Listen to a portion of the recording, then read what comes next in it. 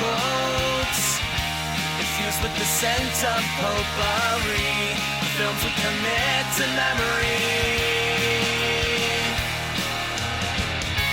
Crossing the felt ropes, watching from home on my TV, looking at all my eyes can see.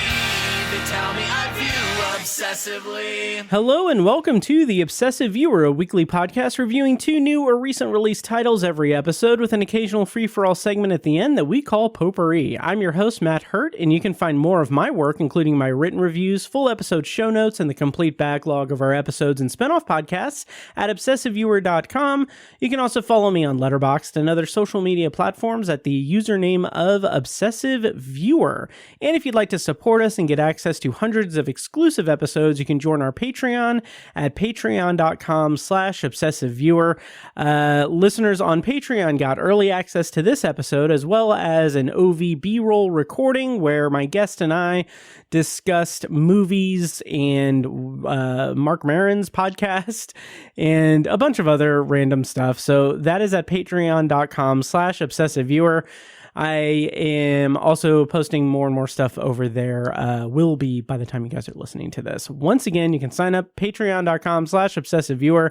And if you want to support me without messing around with Patreon, you can always buy me a coffee at buymeacoffee.com/obsessiveviewer, where you can do one-time donations or recurring donations without, messing with tiers and stuff like that. So that is how you can support us. And above all else, you can just listen. So that's great too. Later in the show this week, I'll be reviewing the new ScreenLife movie that's getting the worst kind of press imaginable, War of the Worlds, which is out now on, I think, Amazon Prime. In this week's secondary review. But before that, we're going to go over some movie news and Indianapolis screenings before reviewing the new Zach Cregger film, Weapons, in this week's feature review. And I had, and to my guest, this is the dumb joke I referenced on Patreon. So I had a great, a monumental guest lined up this week. But then she decided to go on her boyfriend's podcast, a football player podcast. So joining me this week instead of this high profile person is another high profile person, my friend and IFJ colleague, whose work can be found at MidwestFilmJournal.com, and he can be followed on Letterboxd at the handle of Sam Movie Man.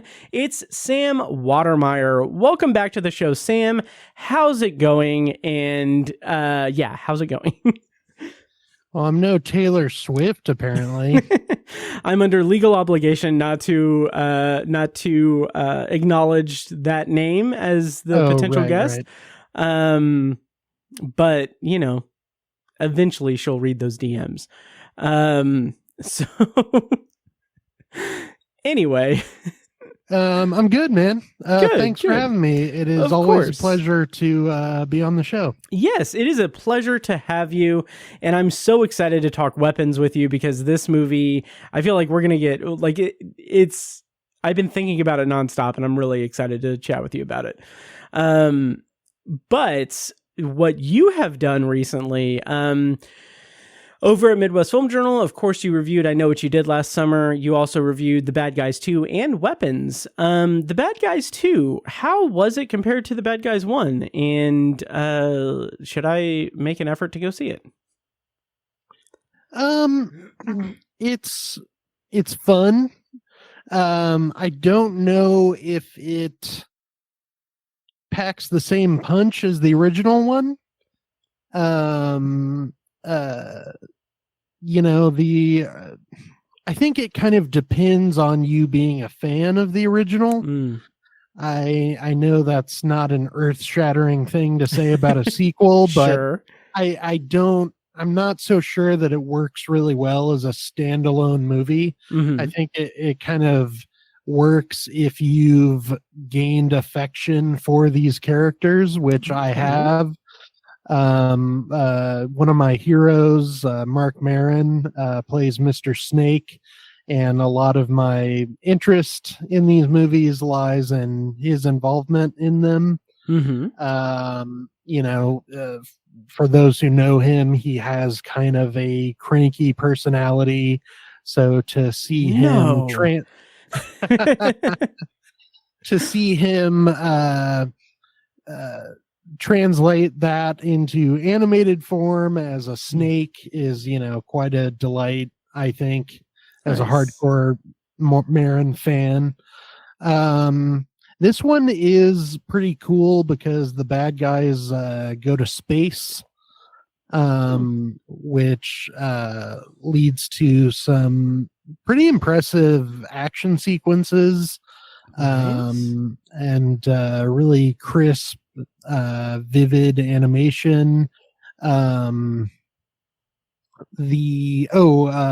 Snake has his cold-blooded heart warmed up by a raven in this one, played by Natasha Lyonne. Oh, nice. So that's fun. Sam Rockwell basically plays himself. Mm-hmm. He has kind of like a sly Danny Ocean charm. It's fun. I just think it doesn't quite work as a standalone movie. I would recommend people watch the original. Mm-hmm. If they're planning on watching this one or taking the kids. Okay, nice. Good to know. I might circle back and check it out eventually. I remember enjoying the first one, but I don't remember much of it at this point. It's one of those movies that, kind of came and went. I think it also has to do with the fact I don't have any kids or anything. So, I don't know, that type of movie is just kind of like flash in the pan, I guess. So I will say this. I'm sorry. Go ahead. Real quick, because I feel like I didn't really say anything of substance about it. So I will say, I think this one does kind of elaborate upon the themes of the original in an interesting way. Okay. Because it takes place after the bad guys have gone to prison and paid for their crimes, and it shows the difficulty they have with kind of rehabilitating themselves and transitioning back into a lawful society. I think that's a good lesson for kids. A good kind of behavioral lesson that, you have to, if you've betrayed someone's trust, you have to earn it back. And so I think, it has some positive, surprisingly kind of rich themes. Nice. So I just want to add that real quick. Very nice. Plus it has Mark Maron, so good stuff. There you go. Yeah. Yeah. Well, that's awesome. And it's funny, you mentioned Sam Rockwell. I saw a clip or something from somewhere where he talked about, it was some roundtable thing, and he was talking about how he had auditioned for the role of John Carter in ER so many years ago, like 30 years ago, basically. And I've been rewatching ER. Like I'm midway through season 8 at this point. And that would have been so interesting. Like he when he was talking about it in the clip, he said that he basically botched the audition. Like he thought it would be clever or stand out for him to come in, like, I think wearing like a white coat and like having a stethoscope and stuff. And he just immediately realized that was the wrong play. But like Noah Wyle is so, like, he is John Carter. He is Dr. Carter. Like that is even when he's playing Dr. Robbie in The Pit, it's like he's still Dr. Carter. And it's just so weird to think that, there's a universe where Sam Rockwell is Carter, and like that probably would have meant we would maybe have, I don't know what that character would have been like in that universe, I think, and how long he would have lasted also. Yeah, that's interesting. I love Sam Rockwell. Mm-hmm. I don't know if he's quite right for that role. Like, same. I think he's better at playing a character you're not really sure you can trust. Yeah, exactly. Like a fast talking kind of guy. Yeah. Yeah, and obviously that doesn't work well for a doctor. No. But honestly, I'm glad he didn't get it because, like, I feel like that would have maybe meant we would eventually have missed out on so many iconic Sam Rockwell roles over the years, for whatever reason. So the timeline is secure. Interesting. Fun fact. Yeah, and some other fun facts. We are going to be reviewing weapons here in a bit, but first I'm going to talk about some stuff that's playing in Indy in movie theaters, and also some news before the reviews. Sam, are you ready for what's playing in Indy? Yes, I am. All right. Well, I only have really one thing, but it's a big one, and I'm excited about it, and I just can't wait to share it. But first, I just want to say, Alamo Drafthouse, of course, has their movie trivia every first and third Sunday of the month. This Sunday, I don't know when in the timeline we are because I'm releasing this next week. Anyway, the first and third Sunday of the month at Alamo Drafthouse, free to enter movie trivia. Bring a team, bring a friend, bring yourself, bring whatever. You can do movie trivia at Alamo Drafthouse on the first and third Sunday of the month, hosted by our friend and colleague Lou Harry. So yeah, check that out. And the big one that I'm so excited about is that the Can announced that they are getting 4 Akira Kurosawa restorations throughout the back half of August and the first half of September. I mentioned several weeks ago on the podcast that there was an announcement of an Akira Kurosawa restoration or retrospective theater thing where I think that they restored 9 Kurosawa movies, and they were going to be making the rounds in movie theaters, kind of in a touring fashion. And so ever since then, I've been refreshing Can's website because I know that they're very committed to doing those kinds of screenings. I've seen Seven Samurai there twice, and Ron there once. And they just announced that they're going to be showing 4 of them, and they're going to be showing High and Low, Ikiru, Rashomon, and Throne of Blood. And my God, I'm so excited. So High and Low is going to be August 24th, 25th, and 28th. Ikiru is going to be August 30th, 31st, and September 3rd. And Rashomon is going to be September 5th, September 6th, and September 9th. And Throne of Blood is going to be September 12th, the 13th, and September 15th. I am just so happy. Sam, how do you feel about this? Are you going to make it out to any of these screenings? Well, I think it's cool that they're showing High and Low because the Spike Lee remake is coming out soon or is out already. Yep. So that's fitting and timely. I'm excited. I've actually only seen one of those, and it's Throne of Blood. Oh, nice. Okay. So I would love to experience the rest for the first time on the big screen. Yes. I've seen all of them. I haven't seen any of them in the theater, so I've already got tickets for 3 of them. I'm going to get my tickets for Ikiru probably next week. But I'm planning on seeing all 4 of them. I am very excited to see Throne of Blood because that is my second favorite Kurosawa movie. And I have a list. So I have a list of my top 50 favorite movies of all time.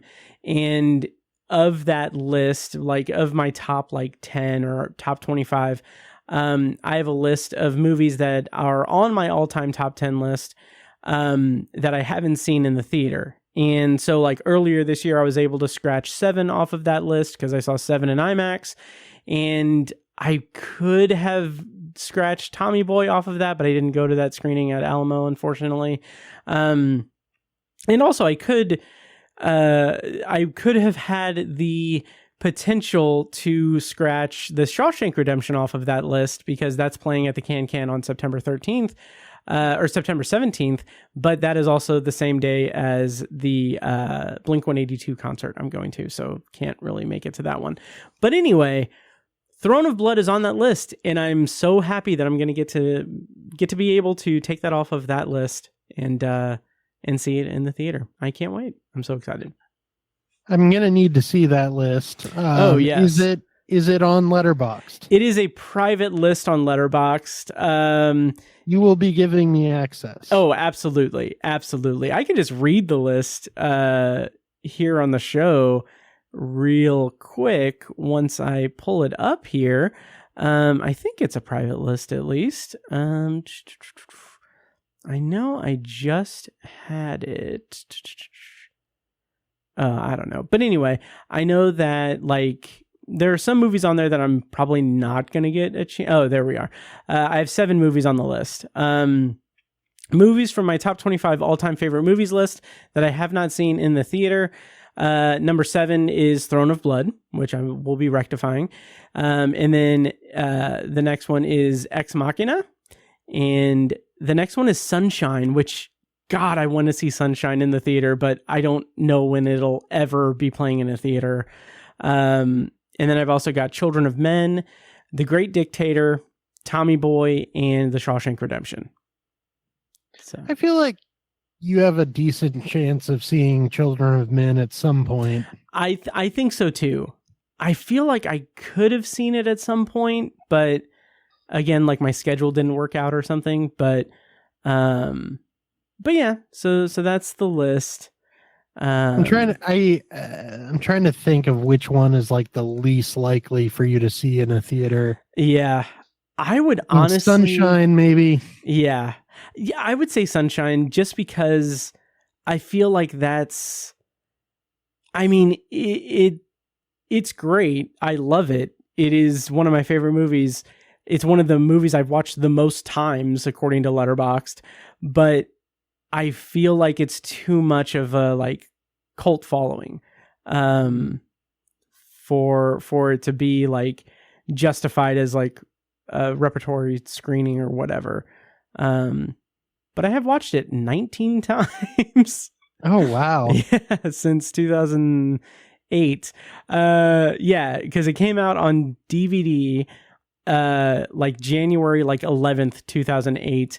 And I worked as a security guard, night shift security guard, and I watched it looking at my diary on Letterboxd, January 2008. I watched it January 12th, January 13th, January 14th, January 16th, January 20th. Oh my God. It was insane. So there was something about it that it grabbed me so much. And I remember watching it with the commentary and just watching it on my laptop at work and just soaking it in. It was amazing. That's awesome. I saw it when it came out in the theater at the Regal Village Park in Carmel with my brother. And I remember loving it. I've only seen it maybe a couple times after that. I'd love to revisit it. Yeah, it is currently streaming on Hulu. Oh, nice. Yeah. So maybe if people from the Can are listening, give us Sunshine, cowards. Just kidding. You're not cowards. We love you. Please still play Kurosawa movies for me. But anyway, that is what is coming up around Indy in the movie theater sphere. Sam, do you want to move on to the couple of news items I have for news before the reviews? Yes, please. All right. So like I said, we only have a couple of news items here. The first one is that Edgar Wright's The Running Man, adapted from Stephen King's novel, of course, has been pushed a week later. The release date has been pushed a week to accommodate or to take advantage of access to IMAX screens. So instead of coming out on November 7th, it's going to be premiering in theaters November 14th, 2025. How do you feel about this new Running Man movie? Have you seen the original? I haven't, and I haven't read the book, but I'm excited for this nonetheless. How do you feel about it? Oh man, I saw the original as a kid at the height of my Arnold fandom. Nice. Loved it. I can't wait for this new one. I actually just saw the trailer for the first time before Weapons in the theater. I think it looks awesome. Yep. Glenn Powell looks pretty badass in it. I'm really excited.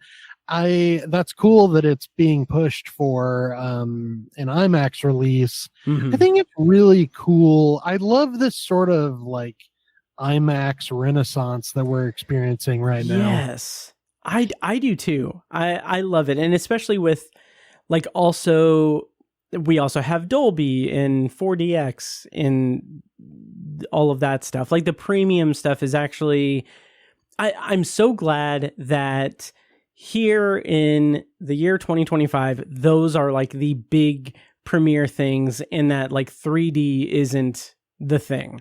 Like it's so interesting to see the see the kind of theater landscape shift away from trying to push 3D on us and just going for the premium screening formats and stuff. I'm really pleased with that. Me too. And just movies that you wouldn't expect to see in IMAX are being pushed for that right now. Like 15 years ago, I seriously doubt Weapons would be in IMAX. Oh, absolutely. Totally agree. So it's just really exciting to see. It's, it's kind of dispelling the idea that streaming is killing the movie theater experience. Like, it's still very much alive thanks to IMAX, I think. Oh, absolutely. And like, I don't even mind the like pre-roll stuff where like the filmmakers are like, oh, thanks for seeing it in IMAX and stuff. Like that's good marketing in my opinion. Like it's fine. Kind of makes me feel warm and fuzzy. Like, you're welcome, Tom Cruise. Yeah, me too. So that is The Running Man. It's going to be premiering November 14th. And the second piece of news I have, as I am concealing a burp, the second piece of news I have is something I'm not really that interested in, really, but it's news. NBC Universal has landed the Jason Bourne and Treadstone rights from author Robert Ludlum following a massive bidding war. So NBC Universal has acquired all rights, excluding publishing, to Robert Ludlum's revered Jason Bourne and Treadstone book series in perpetuity. So the deal fortifies the future of the Bourne franchise across the NBCU universe, paving the way for new installments and a continued legacy for Ludlum's beloved character and the spy world he inhabits. Sam, how do you feel about the Bourne franchise, and how do you feel about this news? I guess. Do you think there's still tread on that stone? Do you think that there's a chance for Jason to be born again? Oh wow! well done. Thank you. Here's the thing. I love the original trilogy, especially Supremacy and Ultimatum. I think those are two of the best sequels of all time. I don't know if I love the Bourne movies so much because of Bourne as a character, though. Like, I think what I appreciate about Supremacy and Ultimatum is the frenetic visual style, the kind of relentless pacing. I mean, Bourne is a badass, but like, I don't know if he has a lot of like staying power just as a character. Like, I don't know how invested I really was in the stories. Like, I think it was more like the pacing, the aesthetic, if that makes sense. Yeah, the green grass of it all, that like handheld thing. Yeah. So it's interesting there. I'm trying to think of what the director's first name is. It's not Paul Greengrass. Anyway, it's interesting because, like, I remember here there was a video game that came out like decades ago at this point, in like the early 2000s. It was basically like a spy espionage kind of role-playing game, narrative focused. Don't remember what it was called. It wasn't good, from what I remember. It was kind of buggy and everything, but it was like played up as like, oh, this is, you can do like, you can be a secret agent and you can create like you make choices, and that gets you a scale of like, are you a good or bad agent or whatever, like a kind of morality thing. And they modeled the idea of like the different like classes of spies that you could create behind like the three JBs. So they had Jason Bourne, James Bond, and Jack Bauer. And they basically had like that patterned after that. So all that's to say, I think that there's an interesting kind of thing that can be done with Jason Bourne as a property, in that now we have Amazon taking James Bond over, and that's gonna be endless. I should have brought this up for news. Maybe we'll talk about it here in a second, but that's gonna, like, Denis Villeneuve at this point in time is attached to direct the new James Bond movie for Amazon, and they're going to be doing James Bond. NBC Universal has Jason Bourne, and like I feel like there is a way to create like a big like American spy thing, especially with Mission Impossible kind of, you know, probably ending after Final Reckoning. I think that there is like a void there. There's a way to do that. I don't know if that's what's on the mind of NBC Universal. I don't know if that's what they're thinking, because it kind of sounds like they're just going to continue what's already been done and not do like a refresh or anything. But we'll see. So anyway, that's my 2 cents. Yeah, I mean, I guess just Bourne to me is like a bit of a blank slate as a character. Maybe that's a good thing. Well, I feel like I'd maybe need to revisit those movies. I just can't remember a lot of like unique character moments. I'm probably talking out of my ass. I should revisit those. Well, that's the thing. Like with and by the way, it's okay if you're talking out of your ass. Welcome to the Obsessive Viewer podcast. There are 487 episodes of me doing that exact thing. But I think that there is like, there's enough there in terms of backstory, in terms of like the whole treadstone of it all, like this like organization and like having it be this just kind of like coldness, and having spies wrestle with their humanity and stuff like that. Like it's a good platform for it. And I think that with the right people, it could be mined for a good like world building thing. But they have tried that. And like the Bourne Legacy, I mean, I love Jeremy Renner, but man, that movie, like it did nothing for me. So, yeah, I don't know. I like the idea of doing like an American sort of James Bond thing, I guess. Yeah. So, we'll see. Yeah. Yeah, and speaking of James Bond, I will bring up this piece of news that is more rumor than news, but there are rumors that Jeff Bezos is reportedly obsessed with getting his wife Lauren Sanchez in a major role in the new James Bond movie. Oh boy. Yeah.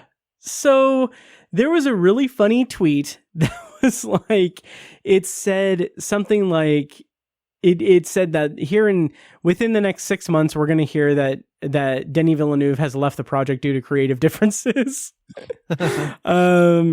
And our friend Evan said, like, that is generous. That is generous that it'll be 6 months.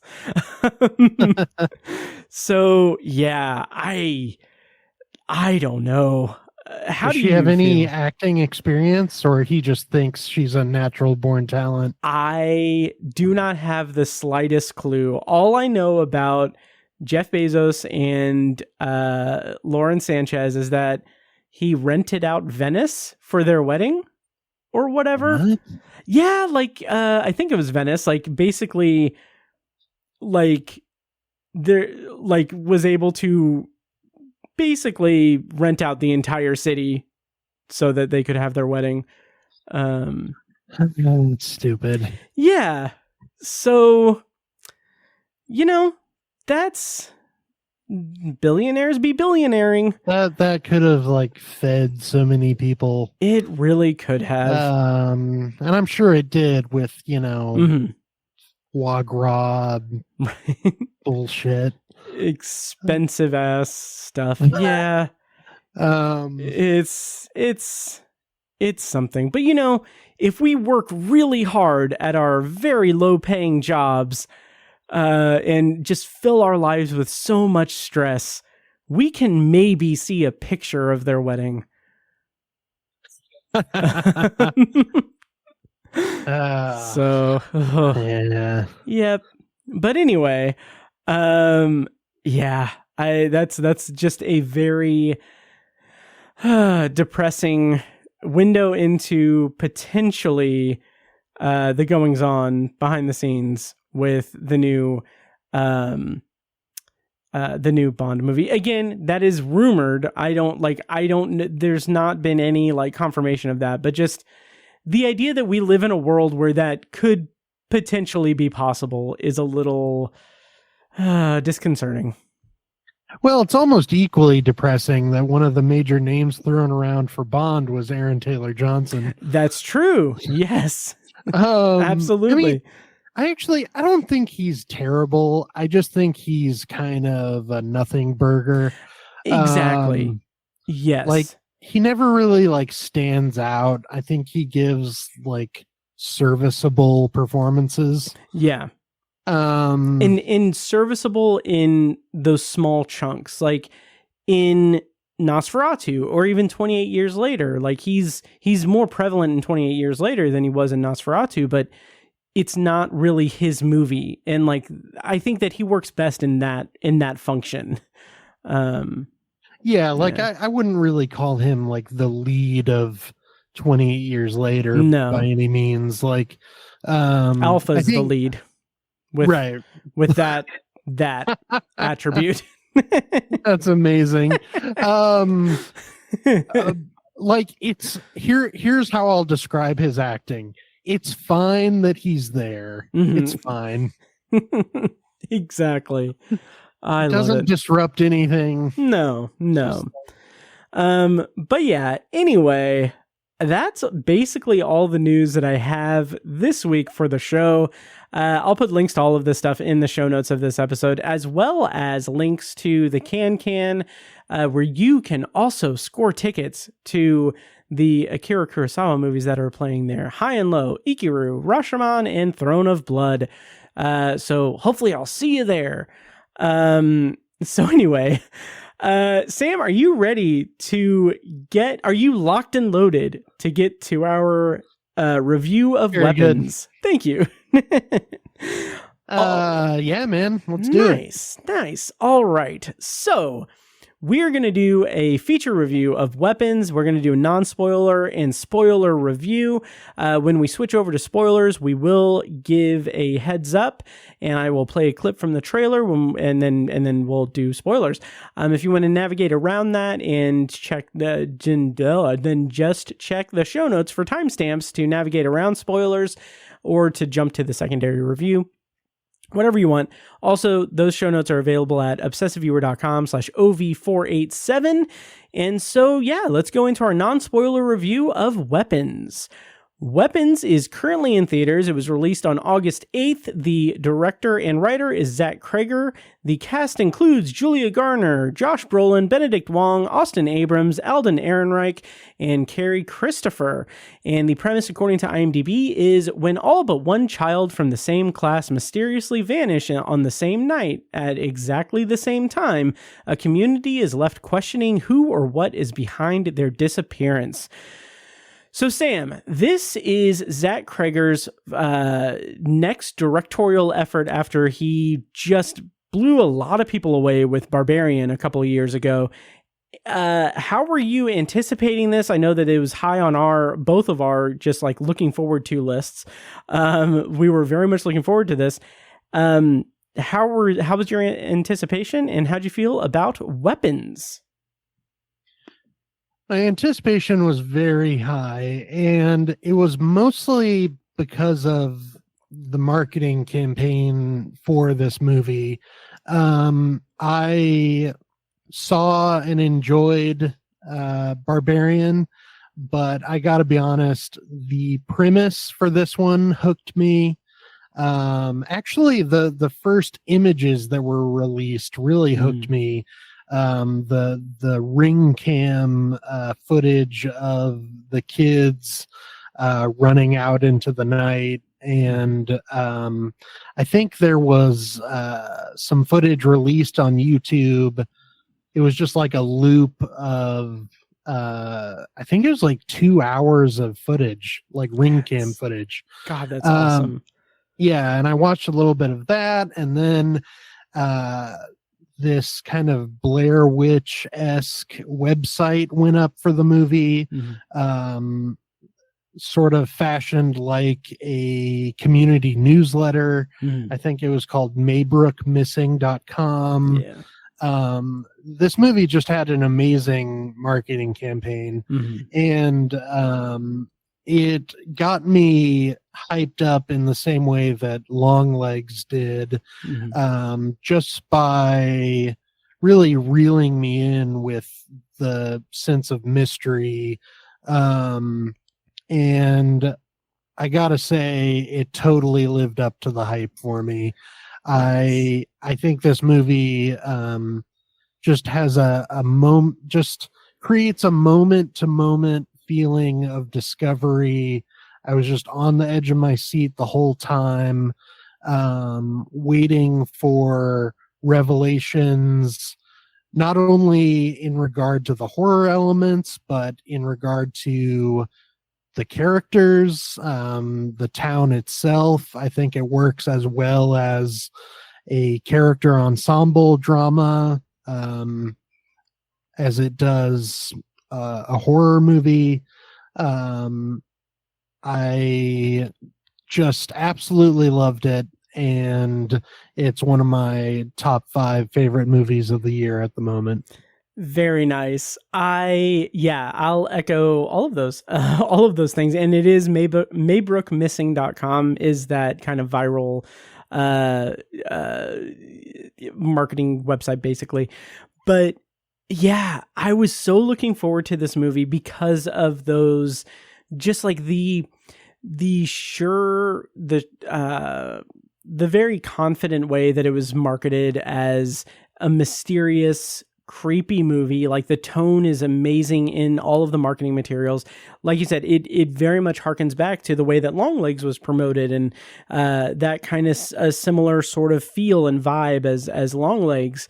And there's also the Stephen King of it all. So I know that I just hit this branch and this mark so many times, but obviously I'm a massive Stephen King fan, and having the movie clearly pay homage to Stephen King with just the fact that the kids all leave at 2:17 a.m. They vanish at 2:17 a.m.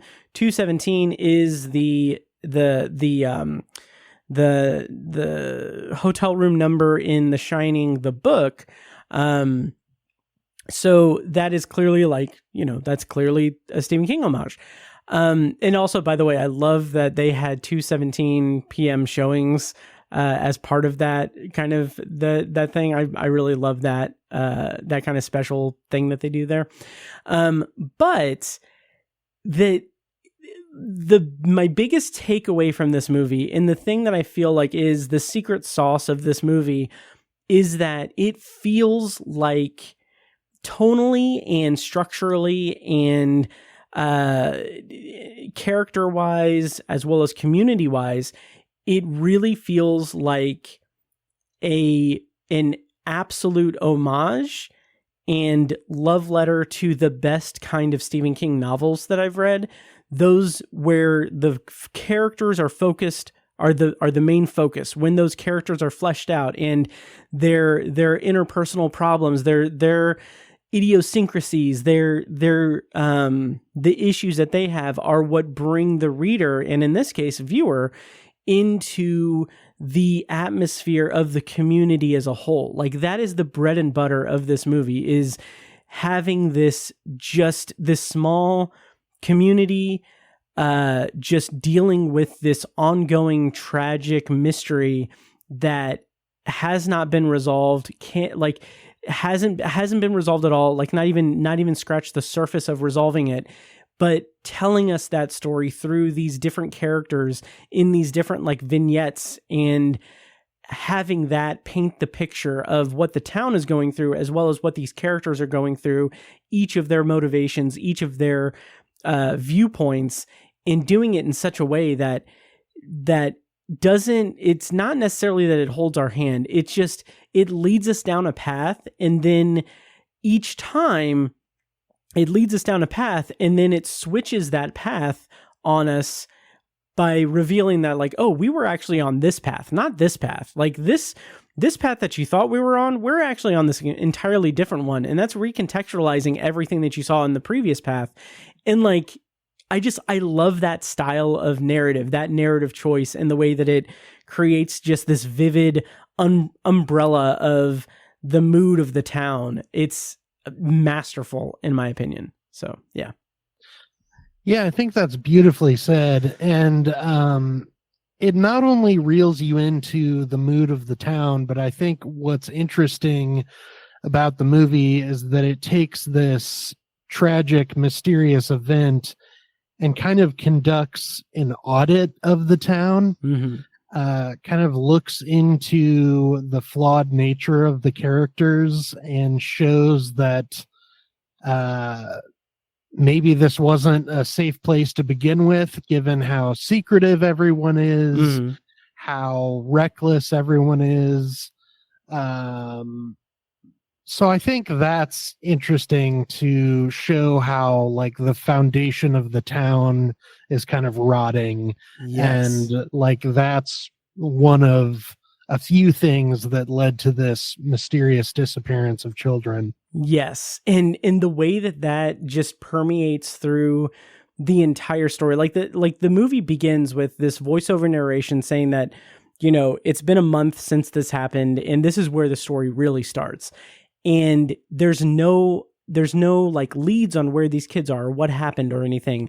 And throughout the course of the movie, you get this just really not fun, but this really interesting look at these characters that, like you said, are very flawed characters. And those flaws in those characters are what keeps getting several of them like brushing up close to like the mystery, but just kind of bumbling around and stumbling around that mystery.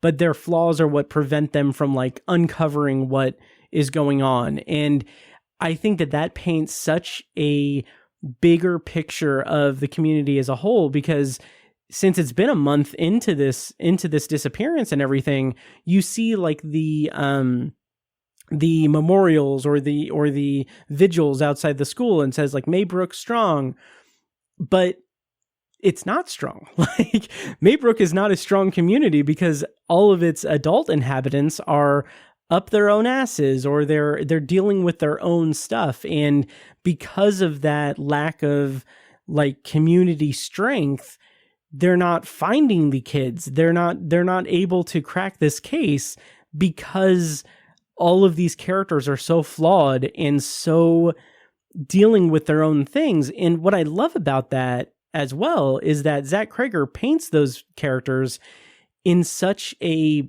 like lived in way. Like we learn that Julia Garner's character has like, just through dialogue, we learn that she has some stuff in her past, or she has these different personality quirks, or these different things that make her a flawed character. And then you've got, Alden Ehrenreich dealing with his stuff, and also Austin Abrams. Like all of these characters are just kind of like bumping around, and it's just so well done the way that, like I said before, they just kind of stumble into and out of the, not conspiracy, but the truth of what's going on, but they just can't recognize it because they're so focused on themselves. And it's just a really great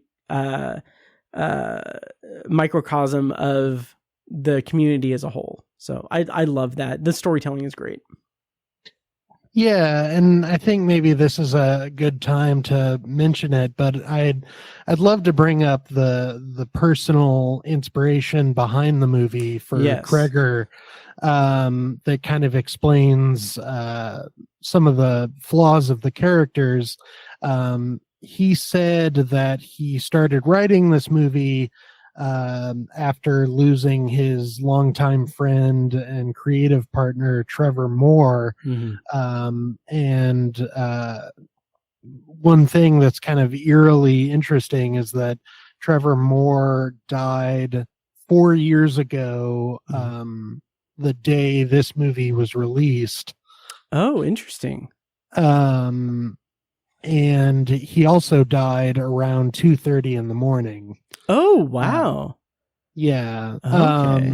So that kind of informs the premise of the movie. But Cregger also said that these characters represent different stages of his grief and his behavior during the grieving process. And you can see that in Justine's drinking, Paul's drinking, Josh Brolin's rage, Austin Abrams' character. You can see that in his kind of aimless wandering. In the principal, the school principal character, you can see grief in his kind of surrender to routine as a way of coping with the disappearance of the children. So I think going in knowing that kind of enriches the viewing experience. And if you learn about it after watching the movie, it also kind of adds, it kind of deepens the viewing experience as well. Absolutely. And just to kind of bring it up a little bit, Trevor Moore, the Whitest Kids You Know is the sketch comedy troupe that Trevor Moore and Zach Cregger were a part of. They had a show on IFC. They also had a couple other people. Can't remember their names. Sam Brown is one of them, and then one other person I can't remember. But anyway, I love their sketches. Their show was fantastic. I still think to this day about some of the sketches. It's just it's hilarious. It's fantastic. So it's really interesting to me. I don't know how else to really kind of say it, but like it's interesting to me to see that grief channeled into this project, but also not really to pivot around to this because this seems like a steep, sharp turn. But I love this idea of like Zach Cregger making these thriller horror movies coming from a place of comedy, similar to Jordan Peele. Obviously, he was known for Mad TV and Key and Peele, and then he's making incredible like horror and thought-provoking thrillers and stuff. And I just love this kind of trend of comedy people making horror and thriller stuff with like really interesting things to say. So I don't know, that I'm kind of all over the place, but I just kind of love that kind of pattern that is emerging between at least these two filmmakers.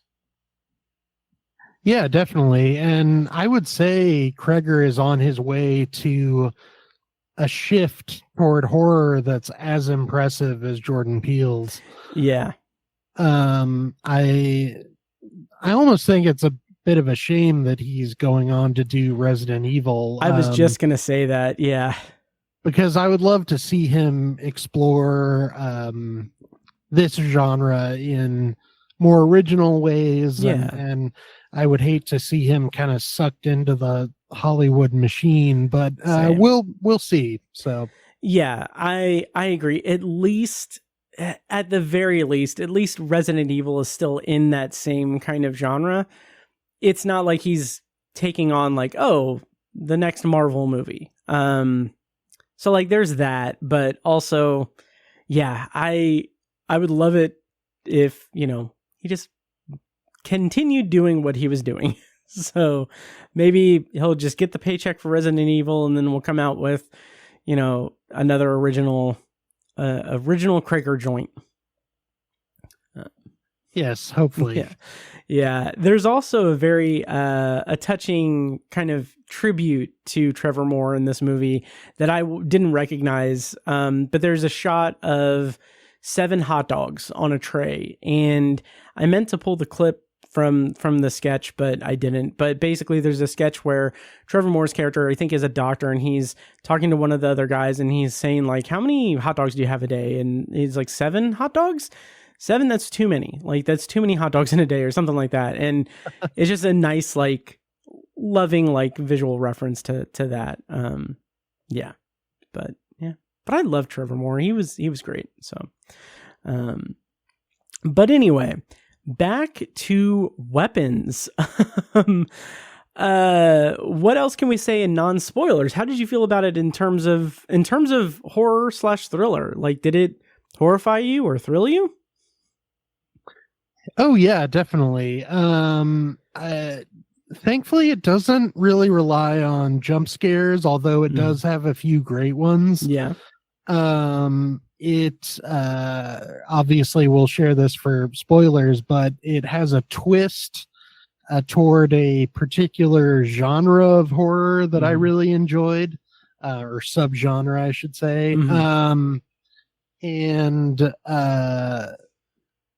You know, I think it does a great job of creating an atmosphere of absolute dread.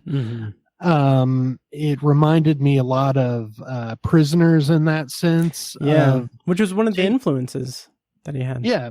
Yeah. And in terms of, you know, taking a familiar suburban setting and just sucking all the comfort out of it and making it seem surreal and dangerous and full of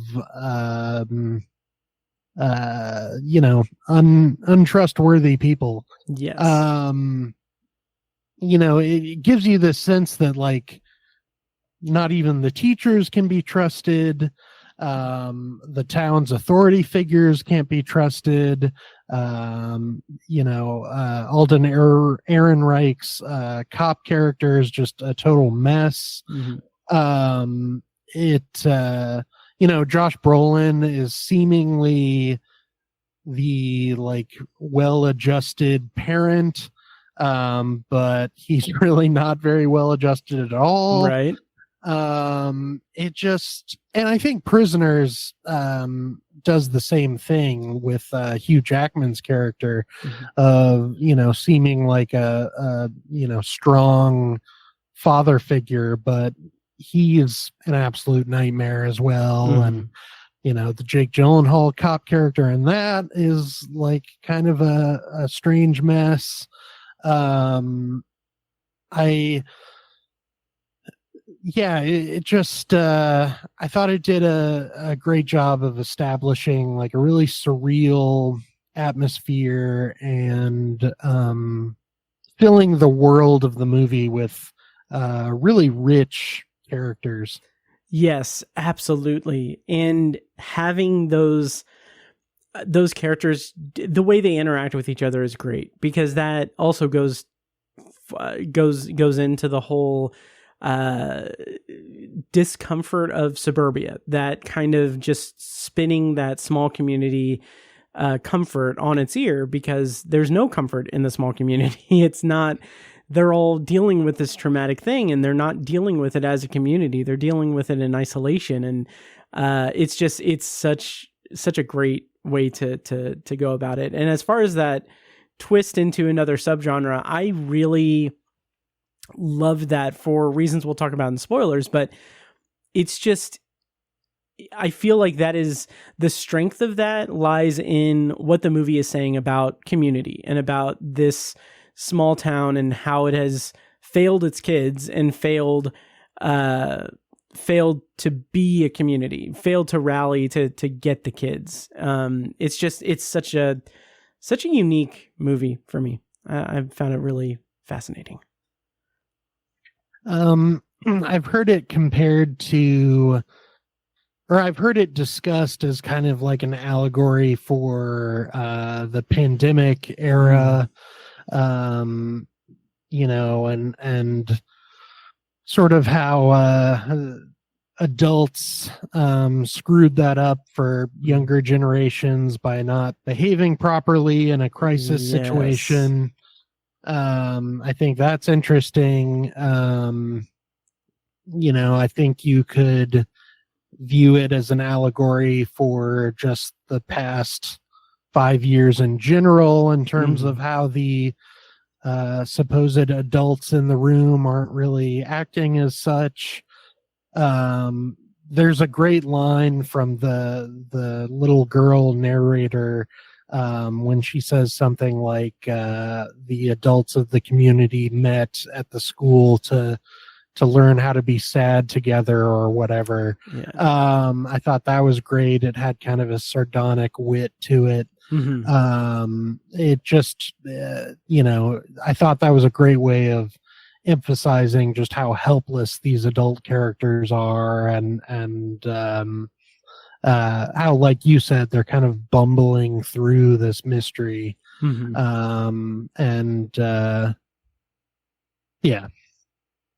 Yeah, absolutely. It is, I don't know how much else we can really talk about it in non-spoilers, but it's so great at, like, that line that you referenced in the that the narrator says about the learning to be sad together is just so, like you said, it's sardonic. There's a sardonic wit to it that is just really, really captivating in terms of setting the tone for the whole movie, basically. Yeah, I love it. Do you want to go into spoilers for Weapons? Yeah, I feel like it's a movie that really benefits from talking spoilers. Absolutely. Okay, we're going to go ahead and go into spoilers for Weapons. Check the show notes for timestamps if you want to switch around or navigate around spoilers. I'm going to play a clip from the trailer. When we come back, we're going to be spoiling Weapons. This is a true story that happened in my town. So this one Wednesday is like a normal day for the whole school. But today was different. Every other class had all their kids. But Mrs. Gandy's room was totally empty. And you know why? Because the night before, at 2:17 in the morning, every kid woke up, got out of bed, walked downstairs, and into the dark. And they never came back. All right, so spoilers on for Weapons, and I've got to say that the narrative, the voiceover narration that opens and closes the movie is such a great way to bring us into the mood of it, and just sure, it's exposition dump, it's getting a lot of exposition out, but it is just so of a mood that it just brings us into it. It makes it feel like of a piece of like horror, like folklore or like an urban legend. It is chilling. I loved it.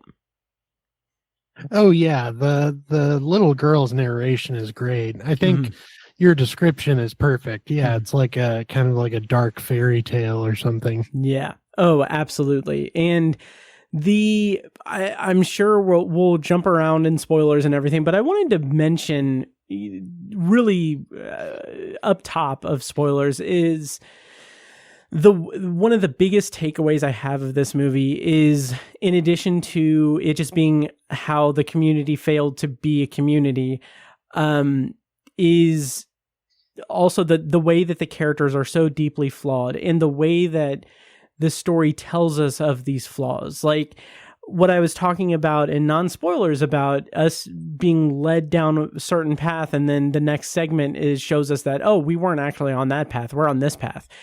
I love that. Like from Julia Garner's character, kind of getting Paul, Alden Ehrenreich, to drink with her and sleep with her.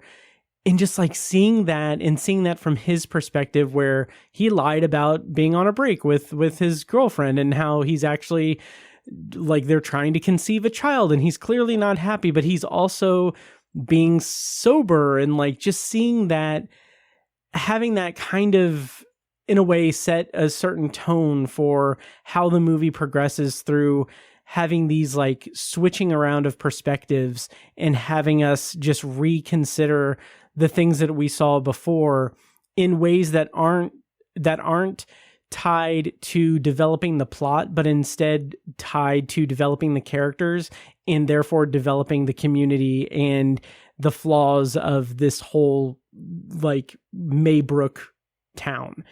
It is, again, masterful. It is very evocative of Stephen King's storytelling, because that's King's bread and butter, is character flaws and characterization and community. And I just love that this is a movie that is clearly paying heavy homage to that, or is deeply influenced by that, but doing it its own way, and doing it in a way that is, it's not so much a conscious homage to King, so much as it's taking up the blueprint that is successful in King stories and other stories like those stories from other people, and just running with it and telling a very evocative and captivating story. Yeah, I love your point about the effectiveness of the different perspectives. I think it also helps in a mystery like this. It helps to see different perspectives to get you to question whether you trust each character. Yeah. Like it starts with Justine's perspective, and from her point of view, Paul seems like kind of a decent guy who's trying to help her. And then when we see his point of view, we see that he's kind of a scumbag. Yeah. Oh yeah. Like we, like you said, we see he's cheating on his wife, and he shows a bit of police brutality in the way he kind of roughs up Austin Abrams' character. He gets poked with a hypodermic needle that could be infected with AIDS, yet he still sleeps with Justine afterwards. Like, it's great to show. Oh wait, does that happen? That does, doesn't it? Yeah. I didn't even put, Jesus. Okay. Yeah. Yep. Sorry. So I think in a way that does kind of drive the plot forward, or at least get you to question, these people and get you to think maybe they're involved in the kid's disappearance, and or it at least shows that anyone in this community could be involved, just given their kind of recklessness and flawed nature. And I love that they're not involved. I just love that. Right. And it's almost to the point where, like, when we see James, he's just eking along. Like, again, just that maybe I'm just too trusting, but like when he just immediately tells Paul, like, oh no, I work here, I forgot my keys and everything, call them, like I work here, I don't have my phone and everything. I'm like taking it at face value, like, yeah, I mean, maybe he's right, whatever. But then we see his perspective, and no, he's trying to get stuff to pawn to get drugs and everything. And like going so far as to then have him be kind of the one that kind of breaks the case, or almost breaks the case, just by virtue of going into the house to steal shit. Like that whole time, it feels like the movie is wanting us to play detective a little bit and try to suss out what's going on, but at the same time, it's not giving us anything to suss out, because like when he was in the house, I was like, oh, is it going to turn out that like he's actually Alex's older brother, and that he's like that's his house and he's just stealing from his family? But no, he has no connection whatsoever. And I think that that's intentional, because the actual thing that's going on is a witch is just in Maybrook and trying to keep herself alive. And the fact that that's just random and there's no like rhyme or reason, there's no real like thing that brought this about. This isn't the town facing atonement for failing as a town. This isn't a conspiracy among the town's elders to keep the town alive or anything. It's just this opportunity for this supernatural being to exploit one family and then multiple families in a town that is very much up its own ass in certain respects. It's opportunistic, and it's exploiting those failures of the community. And I think that is just so smart and so well done, specifically because of the randomness of it all, the disconnection of it all that feeds into the disconnect among the community. I was just so taken with that. Yeah, me too. And I want to say that this movie, with its twist, satisfied me in a way that Longlegs didn't fully satisfy me. Mm-hmm. Longlegs started its marketing campaign by revolving around the mystery of its story, and then it shifted very heavily to focusing on Nicolas Cage being Longlegs. Mm-hmm. And like, I get that, because it was hyped up to be the next great serial killer movie in the vein of Silence of the Lambs. Mm-hmm. Like, I get that it's a different kind of horror movie that kind of depends on building up to this one central villain character. Yeah. But I guess I wanted Longlegs to be truly surprising and scary as a character. Mm-hmm. And I didn't quite get that. Like, I thought Nicolas Cage was fun, but I didn't really feel like shaken up by Longlegs as a character. I gotta say, I was truly shaken up by Gladys the Witch. Yeah. Her first appearance, I mean, she shows up in a few dream sequences, but her first like full appearance in the school principal's office, she has kind of an instantly iconic look. Like, she has this bright red wig, lipstick smeared all over her face, staining her teeth. She's wearing like kind of American flag colors.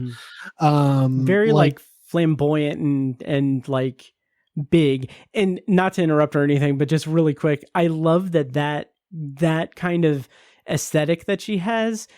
It feels like it is maybe not consciously or intentionally, but it is at least of a type that harkens back to like I don't know about your experience, but like, kids that are that age, that are like in grade school, in elementary school, when they see like older relatives like that who are dressed not of the era that they live in, and they're dressed in such a big way that kind of brings out this like fearful sort of like eeriness with, I don't know if I'm really articulating that well, but just like knowing that like, oh, this person, this relative is so done up in such a big way that there's something wrong with that. Or maybe I just lived a very shallow life. No, I actually think that's a great point. I think Thank you. It does totally tap into that childhood fear of adults as these kind of like alien creatures. Like, I mean, yeah, I had my fair share of, elderly relatives, packing on the clown paint, like Gladys does. But yeah, I think that's a great point, and it suggests that like these kind of messed up adult citizens of Maybrook maybe could end up like Gladys one day. Yeah. But yeah, I think it's just fun that the reveal is that this was all due to a witch, and it's very Stephen King. I mean, it's a pretty clear homage to it. I mean, I've heard some people say like, oh, well, it's kind of silly that it all amounts to a witch. And it's like, well, one of the most beloved horror stories of all time boils down to a clown monster. So like, what's the big deal? Exactly. Like I kind of love that it shifts so jarringly from this ensemble character drama to like this very old-fashioned kind of horror movie.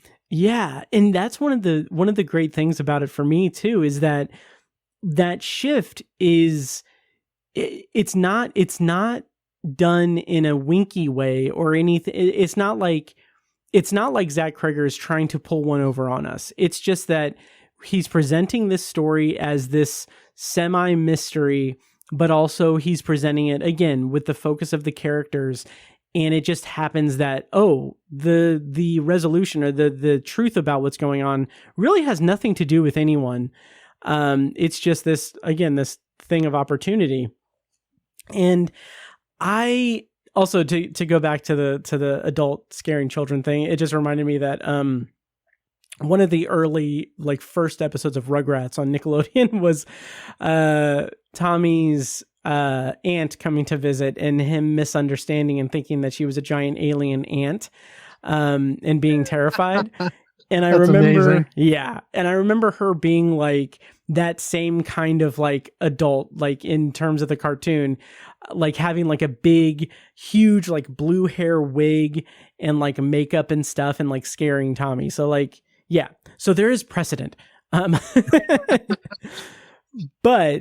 yeah, the whole witch angle I thought worked great, because if it had been some kind of conspiracy or some kind of anything that was tied to like the actual plot, I feel like that really would have diminished the character work and the community work within the movie up to that point. So like, there are moments where like, even I was like, when Archer, Josh Brolin's character, is doing the making the like doing the research, having the map and drawing the lines from like where his son was going in what direction, and what direction another one was. I was thinking like, okay, yeah, like for a brief moment I was like, well, yeah, that's what the cops should have done that to begin with. Like, why did they not do that? And I realized like, it's because they're inept. It's because the community is so inept at being a community.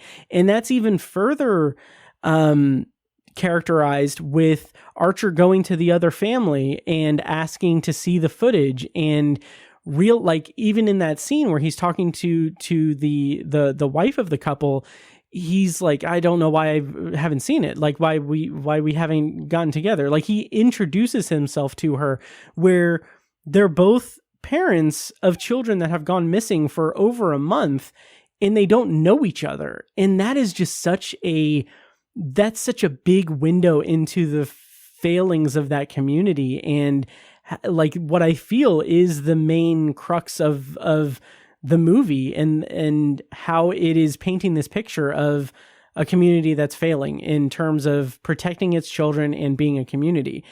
And also just the way that he goes back and asks the husband and everything, which is a nice cameo from Justin Long, who was obviously in Barbarian. So I love that kind of connective tissue. But anyway, that is a rambling thing. No, I think you bring up some great points there too, because like it kind of explains why the characters are so flawed and why their flaws work in the movie's favor. Like, I think it shows that obviously people like this would be vulnerable to a witch and would be easy for her to take advantage of. Like she chose the perfect community that's like very weak and kind of on the edge of madness already. So I think it kind of explains like the nature of the characters. The way that she gains control of the kids, I have a little fun fact about. In the original screenplay, she gained access to the kids through Valentine's Day cards that Alex brought home from school. And I get why they didn't go that direction because of, the setting, weather, etc. But I think that's a great way to kind of use Alex's like longing for connection against him and kind of isolate him even more from his peers. It's like there's something like kind of mean about that Valentine's Day in elementary school is kind of your first chance to like connect with your peers. Yeah. It always petrified me every year. Well, yeah, that too. But like, she takes that like rite of passage, that like milestone childhood moment, and kind of uses it against him and just ruins a holiday for him in the original screenplay. So I thought really that would have been cool if they went in that direction. But there's something equally mean about her making him steal items from his classmates. Yes. Once we get to Alex's perspective toward the end of the movie and we see everything that's playing out with him and Gladys and his parents, that is like, I went into the movie thinking like, oh, this is going to be a creepy kid movie. This is going to be like, oh, like the kids are going to be like killing off the adults and stuff. And it's going to be really gruesome and scary. But what I was so relieved by and like surprised I was relieved by is that it's not really that. Like the children are the ones that are able to take down Gladys in a very graphic way. That's also evocative of like 28 days later. With the way that they're just running and the way it's shot. But the way that Alex is controlled by Gladys, by having this power over his parents and threatening to murder them and do these horrible things, like the way that the kid who plays Alex, Carrie Christopher, the way that he plays that is so just disturbing in a way, because it's like stuck between a rock and a hard place. Like he has to do these things to protect his parents and care for his parents. And it's just so like scarring in so many ways. And it's very disturbing. And I will take that tonal shift. I will take that level of disturbed horror over spooky kids doing spooky things any day of the week, because I think that is just really emotionally just jarring and disturbing in a very cleverly written way. And I love that that's kind of the emotional climax of the movie, or the emotional reveal of the movie, being that situation that he finds himself in, and that colors all of the the few scenes that we've seen of him throughout the movie, like him like yelling at Justine to leave him alone, and him just being off and alone in class and in the gym. It's so heartbreaking in such a low key way that I loved it so much. Oh yeah, me too. And I gotta take a second just to praise Amy Madigan as Gladys. She could have easily given a very hammy witch performance, and I think, she has a little bit of a kind of a creepy witchy voice at some points, especially with the school principal. But overall, like, it's pretty subtle, or at least subtler than it could have easily been. Like, it's definitely not what Nicolas Cage does in Long Legs. And that's why I loved it. I'm glad they went with a recognizable actor, but not like a huge star. Yeah. I thought she was great. Me too. Oh, absolutely. And going back to the comparisons to Long Legs and everything, I agree completely. This is I feel like the comparison between these two in terms of tone and the way that the mystery unfolds and everything, it's an apt comparison. And I agree that Weapons does its mystery and its storytelling better than Long Legs, because even though I liked Long Legs quite a bit, the big mark against it for me was the finale of it, the third act, having it over explain all of the information, all of the things. And while I still really loved it, or really, really, really enjoyed it, I think Weapons is just a better way to handle that, because it doesn't like overexert itself with like explaining stuff. And that's one of the things that really makes me annoyed at the rumors, or the kind of the news pieces that have come out saying like, oh, they're considering doing a prequel that explains Gladys and her backstory. It's like, I don't need that. I would much rather have a Maybrook sequel that is telling another story that's similar to this, but different enough to be its own thing, but also exploring more of the town and of the community, because that's the biggest strength of this movie, is in the characterization and the just lived in feel of this community in these little vignettes we get of these troubles and drama that plays out among these residents. Yeah. Oh yeah.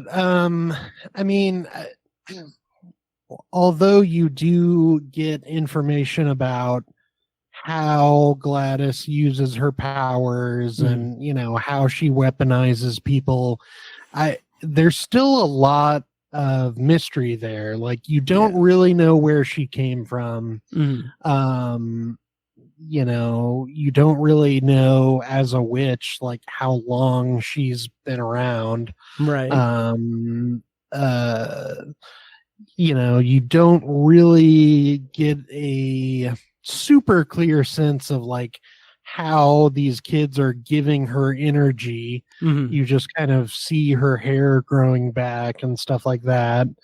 The idea of a prequel explaining all of that isn't terribly appealing to me. But like, I would watch like even a Maybrook like streaming series. Oh yeah.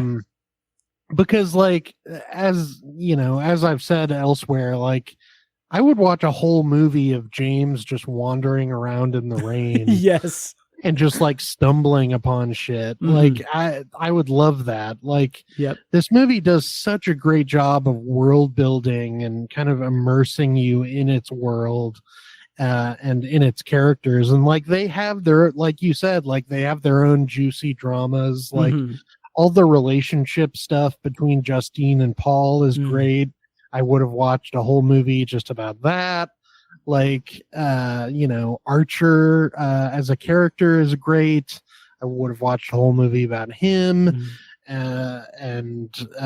There's mystery there in kind of how he's become distanced from his wife. You only get a sense of it, that they're still living together, but very much not connected emotionally. It's just such a rich world. Yes. That's what I really love about this movie. Me too. And with Archer, with his disconnect from everything, like I love the character work in this movie because of that, the distance and the way that it's not over explaining anything. Like, oh yeah, okay, he's clearly affected by, losing his son and there being no movement in the case or anything. And we see that distance with his wife and we see that distance with his work. And I love how that's tied into like him presumably very heavily implying that he wrote Witch on Justine's car. I love those little bits and pieces. That's like, we don't need to have like a big dramatic monologue of him like telling his like construction people like, oh, I've missed him so much. It's like, no, it's the wrong color. I ordered the wrong color because my mind is not where it should be, or where it's supposed to be because, everything going on. It's just like this lived in thing, this lived in just like, living organism of grief and like doubt and, confusion that's just, manifesting in all of these like flaws of the characters and all of these like mistakes here and there. I love it so much. I think it's so smartly done. Oh, me too. I think those are great points. And like, touching on him painting Witch, like I love that you don't actually see him do that. Yeah. Because it kind of feels uncharacteristic of him. Like, yeah, he's angry and he's very angry at Justine because he suspects her being the cause of the disappearance more than anything else. But like, you still get a sense that he like has a good heart. I thought that was a great detail because it is kind of surprising that he does that. Oh, absolutely. And like, it's funny because like, I don't see it as that surprising per se, but I find it I find it to be another like just layer to the character work and the characterization of it all, because he is someone who is obviously very traumatized by his son missing. And he does have the goodness in him and stuff. Like he does have like you said, he has those like pieces of like clearly like he was a good person or he has like some kind of moral compass. But I feel like he is the type of person who is both traumatized, scared, and also angry at the lack of answers, that he's channeling that anger into the one place that he can, that he also doesn't have answers about, which is Justine. Like, she's the common element among all the kids. She's their teacher. They're all missing. So clearly she's involved, and no amount of like inconclusive investigations or no amount of like Toby Huss telling him that, oh no, we cleared her, she's fine. Nothing like that is going to take away that anger, because that's him channeling like his emotions about his missing kid into the one thing that he can control. Is like, oh, Justine's responsible, so I'm going to just like drive that home, because otherwise he doesn't have like anything to point it toward. He just strikes me as the kind of guy who needs a villain, who needs someone to just rail against. And with that being misplaced, like having like that bad day of like messing up at work and stuff, and having the dream, the nightmare about finding him and then being like, okay, well, yeah, I have this paint. I'm going to paint it on here to like relieve a little bit of my anger, and not condoning it or anything, but just like, I understand that character thing. And in addition to that, I love that he has this like gray area where he is like almost an antagonist unto himself and toward Justine. And then it does that again. I'm going to evoke Stephen King. It does that tried and true Stephen King thing of bringing together unsuspecting or unexpected alliances and unexpected groupings of people to combat evil, even with their disparate viewpoints and their different perspectives on the world and who's responsible for what's going on. Like they band together to do it, to vanquish evil and everything. It's so damn good. So damn good. Beautifully said. Thank you. I want to go back to that moment where he's talking to the police chief, because the way you were talking about it kind of made me realize like just how great that scene is. Josh Brolin is trying to make sense of everything, so he goes to the most logical suspect, which is Justine, and he mentions her kind of shady background of having a DUI and having an inappropriate relationship with a former coworker. And like, it does make sense. But then the police chief has this great moment where he says, no one forced those kids out of their houses. Like, they walked out on their own. And it's just, that moment's like chilling, because it makes you realize how fucked up this situation is. Absolutely. And it kind of reflects the whole structure of the movie by starting with this logical evidence and then subverting your expectations with a totally surreal, nightmarish situation. I think that scene is brilliant. Totally. That's one of those scenes that makes me so excited to watch this again, especially with the way that, you get these shifting perspectives and you get these different like recontextualizations of scenes. I'm so eager to see it again, knowing the full picture, seeing the full picture, and like having that in my brain. God, this movie was great. Yeah. I agree. It's very nearly my favorite movie of the year right now. Just as a horror fan, it satisfied me so deeply. Like, just as a movie, period. Regardless of genre. So yeah, I absolutely loved it. Same here. Honestly, we didn't do ratings, but I rated it 4 stars on Letterboxd. This conversation may have brought it up to 4.5 stars. Nice. It's just, I loved this. What did you rate it on Letterboxd? 4.5 stars. Nice. It's and I think I've also given that rating to Friendship, The Life of Chuck, nice, Warfare. Like, I've given it to quite a few movies already. Nice. And so I'm really, really loving this year. Same here. Anything else that you want to talk about in the spoilers for Weapons? I don't think so. I think we covered it pretty well, if I say so myself. I think so too. And so that'll do it for our review of Weapons. Definitely go see it, especially after listening to the spoiler discussion of it.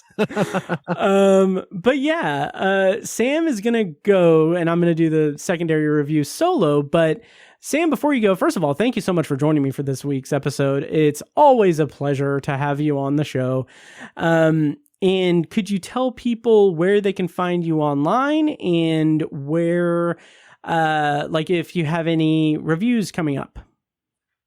Yeah, you can find my written reviews at midwestfilmjournal.com. You can also find film content at Letterboxd. I use the handle Sam Movie Man. In terms of stuff coming up, I guess I'll probably have something for No Sleep October, nice. Which is our annual horror series at Midwest Film Journal. And I'm not quite sure what yet, but I think we're doing a series about Ed Harris. Nice. I think he's married to Amy Madigan. Oh, really? I think so. Interesting. So there's a little weapons connection. Yeah, so I will, you can find me there. Nice. And yeah, he's married to her. That's awesome. Since 1983. Interesting. Did not know that.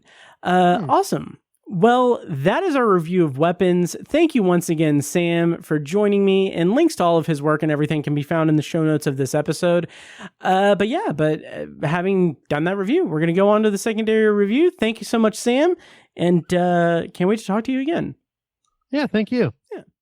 And of course, before we get to our secondary review, I want to take a quick moment to remind you that if you like the show, please take a moment to follow us on social media and subscribe to and rate the show on Apple Podcasts, Spotify, YouTube Music, or whatever your preferred podcast app is. And don't forget to subscribe to the Obsessive Viewer Podcast YouTube channel as well, where I'm posting more and more videos and live streams of podcasts occasionally.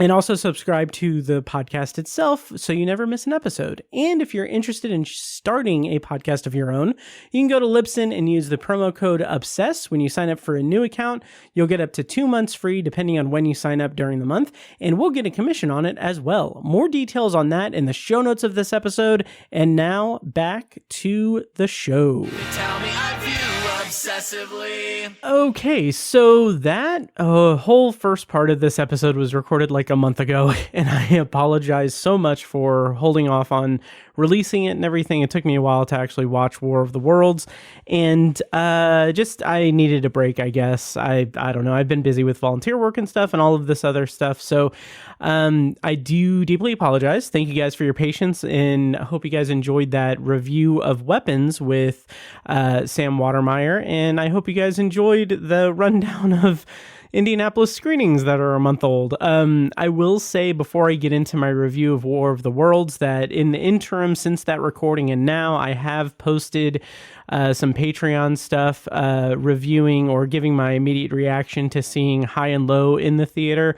I did also see, I ended up not going to see Ikiru, but I did go to see Rashomon, but unfortunately the subtitles glitched, so we got refunded and everything. But I did see Throne of Blood. I didn't record a review of that or an immediate reaction because I've talked ad nauseum about Throne of Blood. I did a commentary track years ago on Patreon, and I was also a guest last year on Odd Trilogies, reviewing Throne of Blood and Ron and The Bad Sleep Well as their Kurosawa Shakespeare trilogy, Odd Trilogy episode last year. So check that out. Also, just throwing it out there, I'm going to be a guest on Odd Trilogies coming up soon to talk about the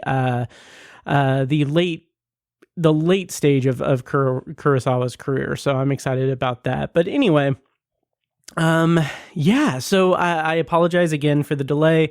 And I will also say that Weapons is now available on demand and on streaming, to rent and buy. It's available digitally. So that's what's also happened in the past, month or so. So again, I apologize, but I'm going to go ahead and go into my secondary reviewing War of the Worlds. I'm going to play a clip from the trailer here in just a second, but I'm going to be upfront with you guys. This is going to be a spoiler review, because it is as cringy bad as it has advertised, and there are some things that are just egregious that I need to get off my chest. in a spoiler review. So fair warning, I'm going to be spoiling War of the Worlds. I'm also going to hopefully be doing a potpourri section to end out the episode. So if you want to skip around, go check the show notes for timestamps. And also War of the Worlds is streaming on Amazon Prime. So check that out if you dare, because it is terrible. So here's a clip from the trailer. When I come back, I'm going to be reviewing War of the Worlds in a spoiler review. The surveillance industrial complex is collecting massive amounts of data with the Goliath program. Our most precious resource on Earth is data. And data is food for the superior intelligence.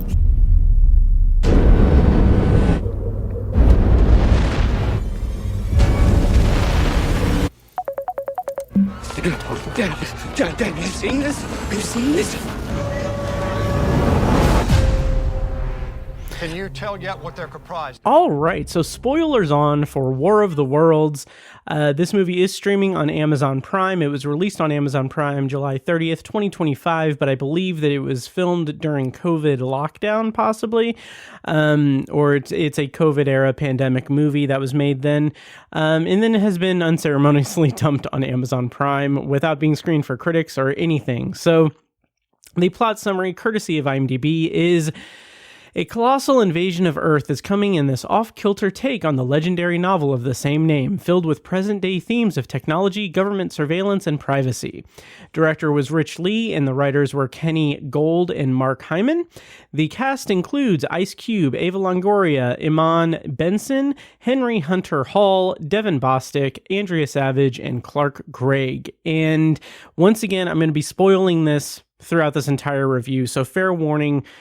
It's bad. So I will say this up top: this movie did not start out as the train wreck that it eventually became, and that was kind of surprising to me, because there's this, just like the introduction of the movie, the kind of the intro to the movie is this NSA guy, played by Ice Cube, who's just logging in for his day of work, and he is doing, I guess, NSA or Homeland Security.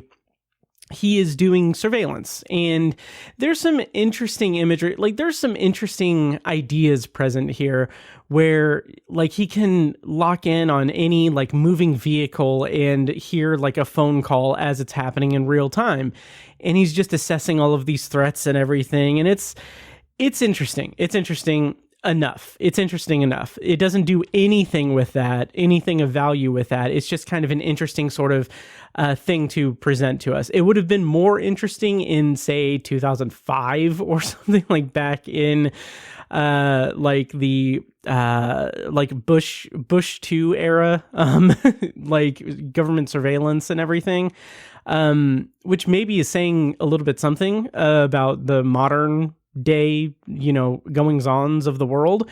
But it's just it just seemed a little bit kind of dry here. It just felt like, okay, yeah, we've gone through all of this. Like this is stuff that has been talked about several times. Like it's been done so much better. And here it's just like, okay, it's not even presenting it like this global surveillance thing as like a new idea or anything. It's just like, yeah, this is just something, like we're showing a worst case scenario of how the government could surveil your communications and everything and activity. It's like, yeah, but you're not saying anything new about this. You're not saying anything interesting about it. And it's really kind of lame. And then the movie starts to take its downturn when we see that that Ice Cube's character is surveilling like a woman named Faith and a man named David, and it comes out like 2 scenes later that these are his children, and we get the very we get the very hackneyed exposition dump that his wife has passed away like years ago, and there's an estrangement in the family. By the way, I should have said up top, this is a ScreenLife movie, so it's like Searching or Unfriended. It all takes place in the computer screen. So there has to be concessions made to the filmmaking, and there's a lot of very weak exposition dumping here. So like, it's done the same way as it is in the beginning of Searching. We see, and maybe this is a thing of there's no other way to really communicate this in this type of movie, but like in the movie Searching, the opening of the movie is a time lapse of John Cho and his wife in the movie, like having their life. And we learn through that opening montage that she gets sick and passes away. That's a very effective storytelling dynamic, the device that's done. That's a very good way to tell that story. Here, it's just the same thing, but it's not flourishing. It's not like this emotionally driven thing. It's more like, okay, we need to get this information out that his wife has died, and that's caused like a little bit of a signal in his brain to make sure he knows where his kids are at all times. And it's just done very poorly, very just like it doesn't have any kind of storytelling panache to it. It's just giving us this information just point blank. And what is more frustrating about that is that it is also in tandem with him doing his job, having meetings with like the director of the NSA and having like conversations with his friend, played by Eva Longoria, who's a NASA scientist who is calling him like saying like, oh, this is so weird. There's like these, like we're blind. Our surveillance has gone down over here, or the satellites have gone down, and we're seeing these like global storms take place. And meanwhile, he's like, okay, well, I gotta go. You know, my daughter just had a muffin for breakfast instead of a hard-boiled egg. So I need to reprimand her for that. It's like, it's so lopsided and so weird. And Ice Cube, I swear to God, like there are moments where he does do he's okay. Like he's okay in a couple of parts. Like it sells the emotion of it sometimes. But for the most part, it is like the most disengaged reaction stuff. Like he's talking to Eva Longoria. She's showing him this footage of like natural disasters taking place, which I guess there's a mix of there's some like real world natural disasters that are shown in the movie that are just like that are then having the aliens transposed on them. But like this footage here in the beginning where she's just showing just the storm systems and everything, it's like it feels like it's like B-level CGI that really takes me out of the movie. And what is the kind of the harbinger of what this movie is going to become is Ice Cube's reaction to that is like, oh damn, that's pretty wild. All right, well I gotta go. Duty calls. My boss is calling. It's like he's so nonchalant because as an actor, Ice Cube is not reacting to anything. He's not reacting to it. He's just delivering the lines. He's not doing anything to immerse us or himself in this situation. And it is bad. It is really, really bad. Kind of amazingly so.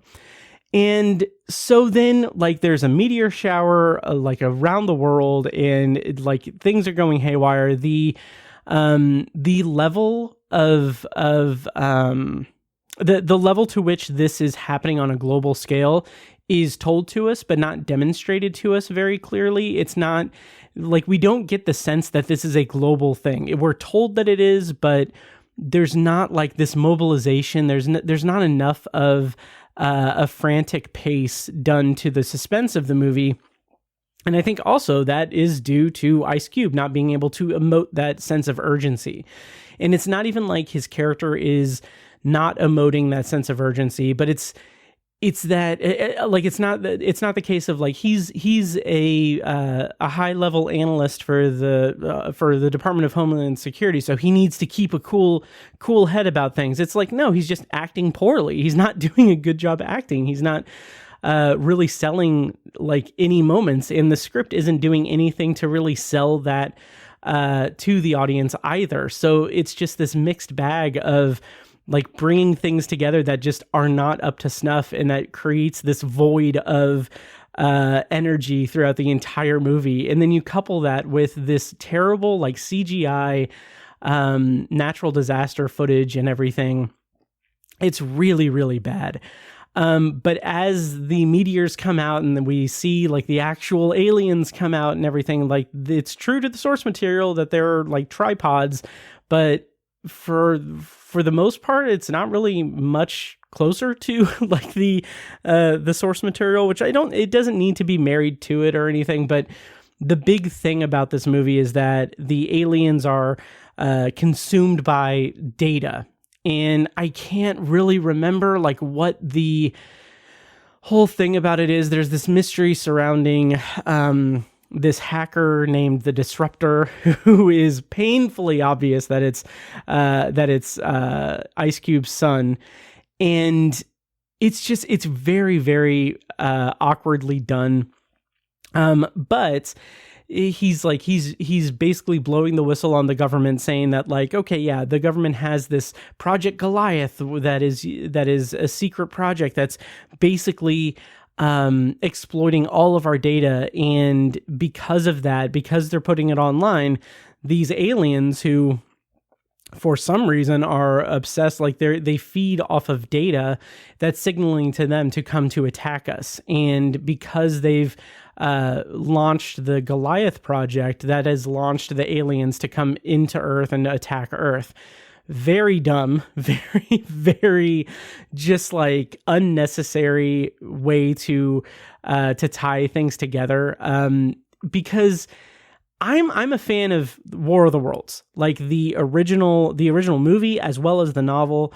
Like it's a great piece of science fiction, and what I remember of it, because it's been a while since I've watched that I think it was George Powell movie, George Powell, I think. Anyway, it's been a while since I've seen that or read the book, but my memory of it, and this could just be me putting something in there that's not really there, but there's the whole thing with War of the Worlds is that the end game of it, the end of the movie is, or the end of the story is that the bacteria of Earth, like Earth's atmosphere, and releases like a bacteria or something that infects the aliens. And like, maybe I'm romanticizing that ending a little bit. Maybe this isn't fully what it intended, but there is a better read of this story that is like, okay, yeah, if we have an alien invasion and humanity is like about to fall, like it's very interesting to have a story where the Earth basically revolts against the aliens. Like it is the Earth that releases the toxin to destroy the aliens and save itself. Like there's something very provocative about that. There's none of that here because it's all about data and how we need to go and shut down this project and we need to upload this virus and everything here. So that we can fight back against the aliens. It's very dumb. And in the process, they're unveiling the whole the conspiracy about it, because Clark Gregg plays the NSA director who is ignoring the protests of the people in the government to in order to launch the Goliath thing to cause all of that. So it's very flimsy, very, very awkward. And again, David, who's played by Henry Hunter Hall, who is the son of William Radford, played by Ice Cube, he turns out to be the Disruptor guy. And there's this whole fallout where, like, once Ice Cube goes to his supervisor, to Clark Gregg, about what he's uncovered, he's shut out from everything because he's threatening to pull the plug on Goliath, and Clark Gregg doesn't want that to happen or whatever. So he needs to then go with his son as like to become a hacker to get into the system. And it's very awkward and I don't know. It's very, there's nothing really there to really latch onto. And the dialogue is just atrocious when we get through all of that. But the biggest thing that like made me howl with laughter throughout this movie is the Amazon Prime of it all. So once again, this movie was dumped on Amazon Prime for free. And I assume that it was produced in some capacity by Amazon Prime because the product placement is, oh my God, it just escalates so much. And it is amazing to me. So this is what I kind of thought of when watching it, and I'll talk in more detail about the product placement of Amazon Prime. But the entire kind of vibe of this movie is that it feels like I wrote on Letterboxd that this movie is like, movies have the power to transport us.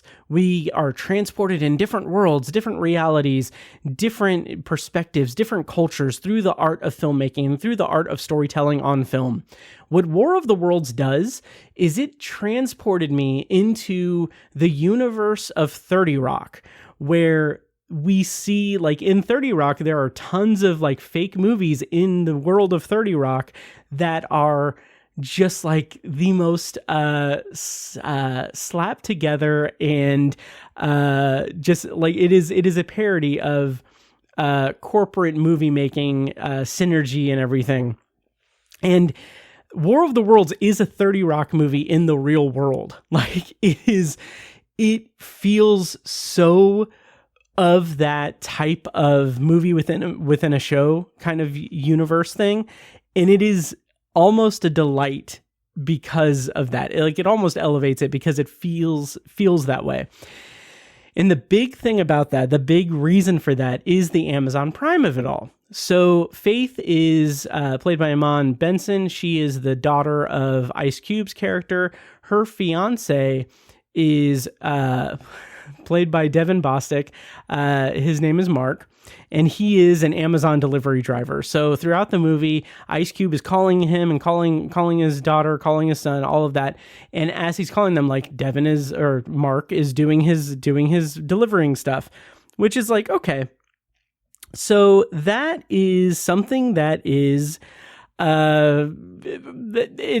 interesting. It's set dressing, whatever. It's just like, okay, Amazon Prime, cool. It's not egregious. It's not like in your face about it.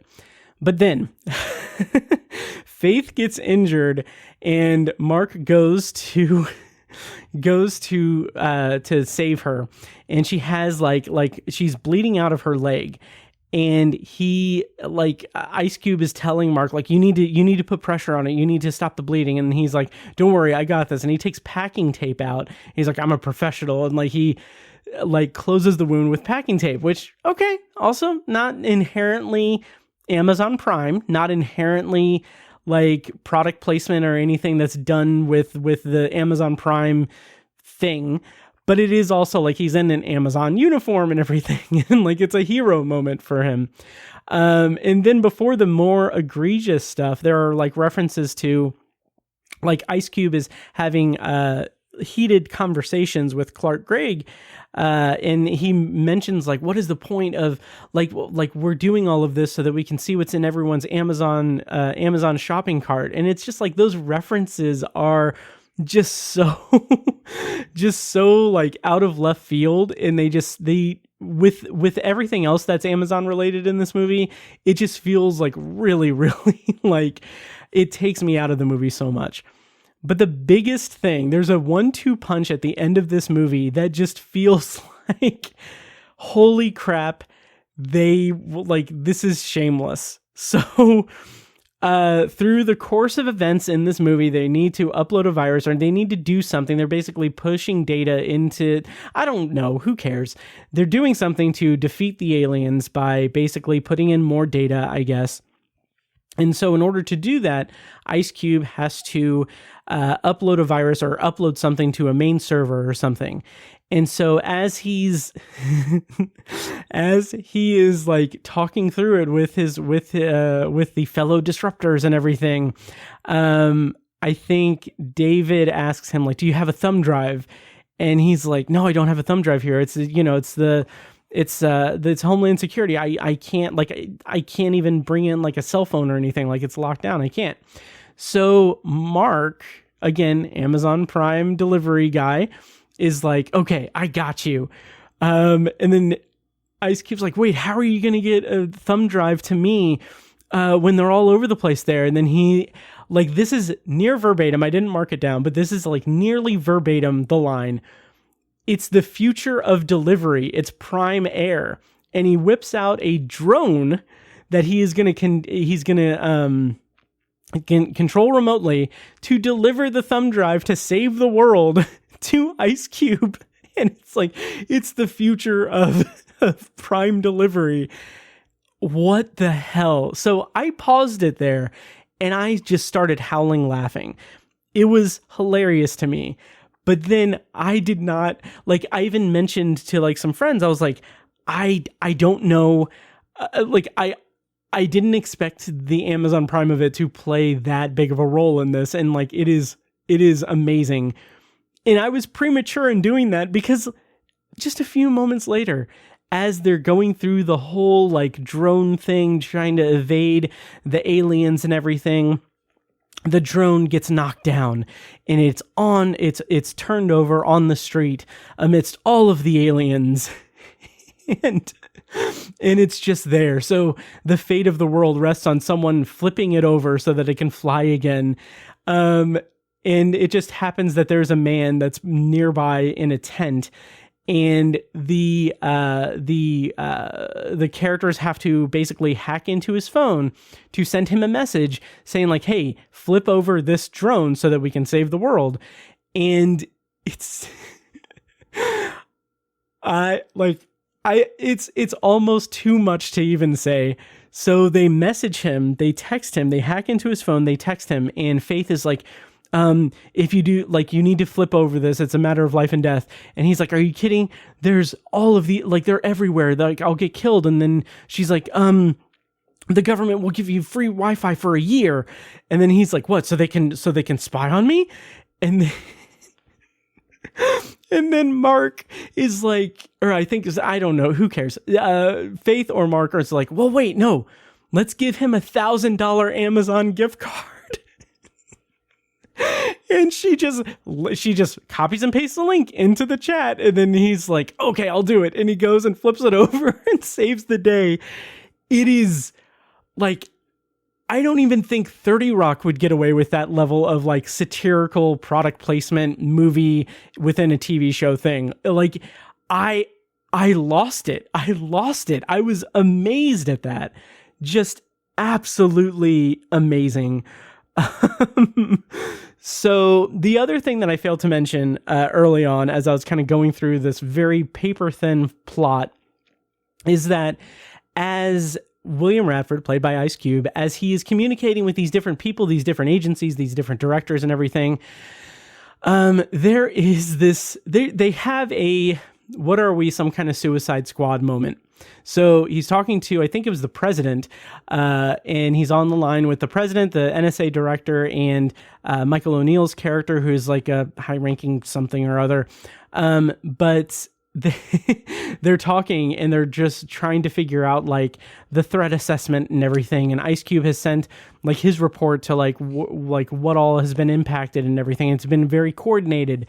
And they like just suddenly come up with the thing like, with what we need to do is we need to mobilize every single military force on the planet to fight back against this. And the president in the movie says like, if something to the effect of like, well, if that's what we need to do to fight this war of the worlds, then we got to do it. Like, it's so freaking like first draft screenwriting. It's atrocious. And then what follows is this compilation of like news footage and social media posts and everything that's showing like the military the military attacks on the aliens and everything. And what it reminded me of was video game cutscenes that play in between levels and missions that you actually play physically. So it was just like, it struck me that this movie is almost like, at least a very big portion of this movie feels like the compilation of cutscenes from like a Call of Duty game that introduces the different missions and levels and everything, but without the actual like missions and levels and everything. Like we get glimpses of these attacks and the military fights and everything but it just feels like this very flimsy, like this is point A to point B in the plot. This is a compilation of the footage that we see and the planning stages, and it just comes across as very bad and poorly executed. So I think that two other things. One is that I read a couple of things in the trivia on IMDb that tickled me a little bit, because apparently the character of William Radford was originally supposed to be a paraplegic, which was meant to I believe it was meant to just kind of like further sell that sense of isolation and through the pandemic era and everything. But according to the trivia, let me see. It said, okay, so it says the character of William Radford was originally written as paraplegic to fit in with the themes of COVID and people being glued to their screens. But the director was impressed by the intensity of Ice Cube's chair throwing that he rewrote the character to match. And like, it's funny because when you see the movie, like, that is, granted, that is like the most emoting that he does. That's the most like actoring thing that he can do, because he's interacting with a physical thing in a physical environment. But every other like reaction that he has, every other scene that he has dialogue with, that's just him talking into a screen, is just falls so flat. And the final thing that I'll say about the trivia, that this just caught me off guard, and I really laughed at this. Whoever submitted this to the IMDb trivia is hilarious. I thought this was hilarious. So it says, many of the character names are descriptions of the character. Will has willpower. Faith has faith. David defeats Goliath. Goodman is a good man. Sandra NASA works at NASA. Which I just thought that was really funny. But yeah, those are my thoughts on War of the Worlds. It's streaming on Amazon Prime. It's not worth your time.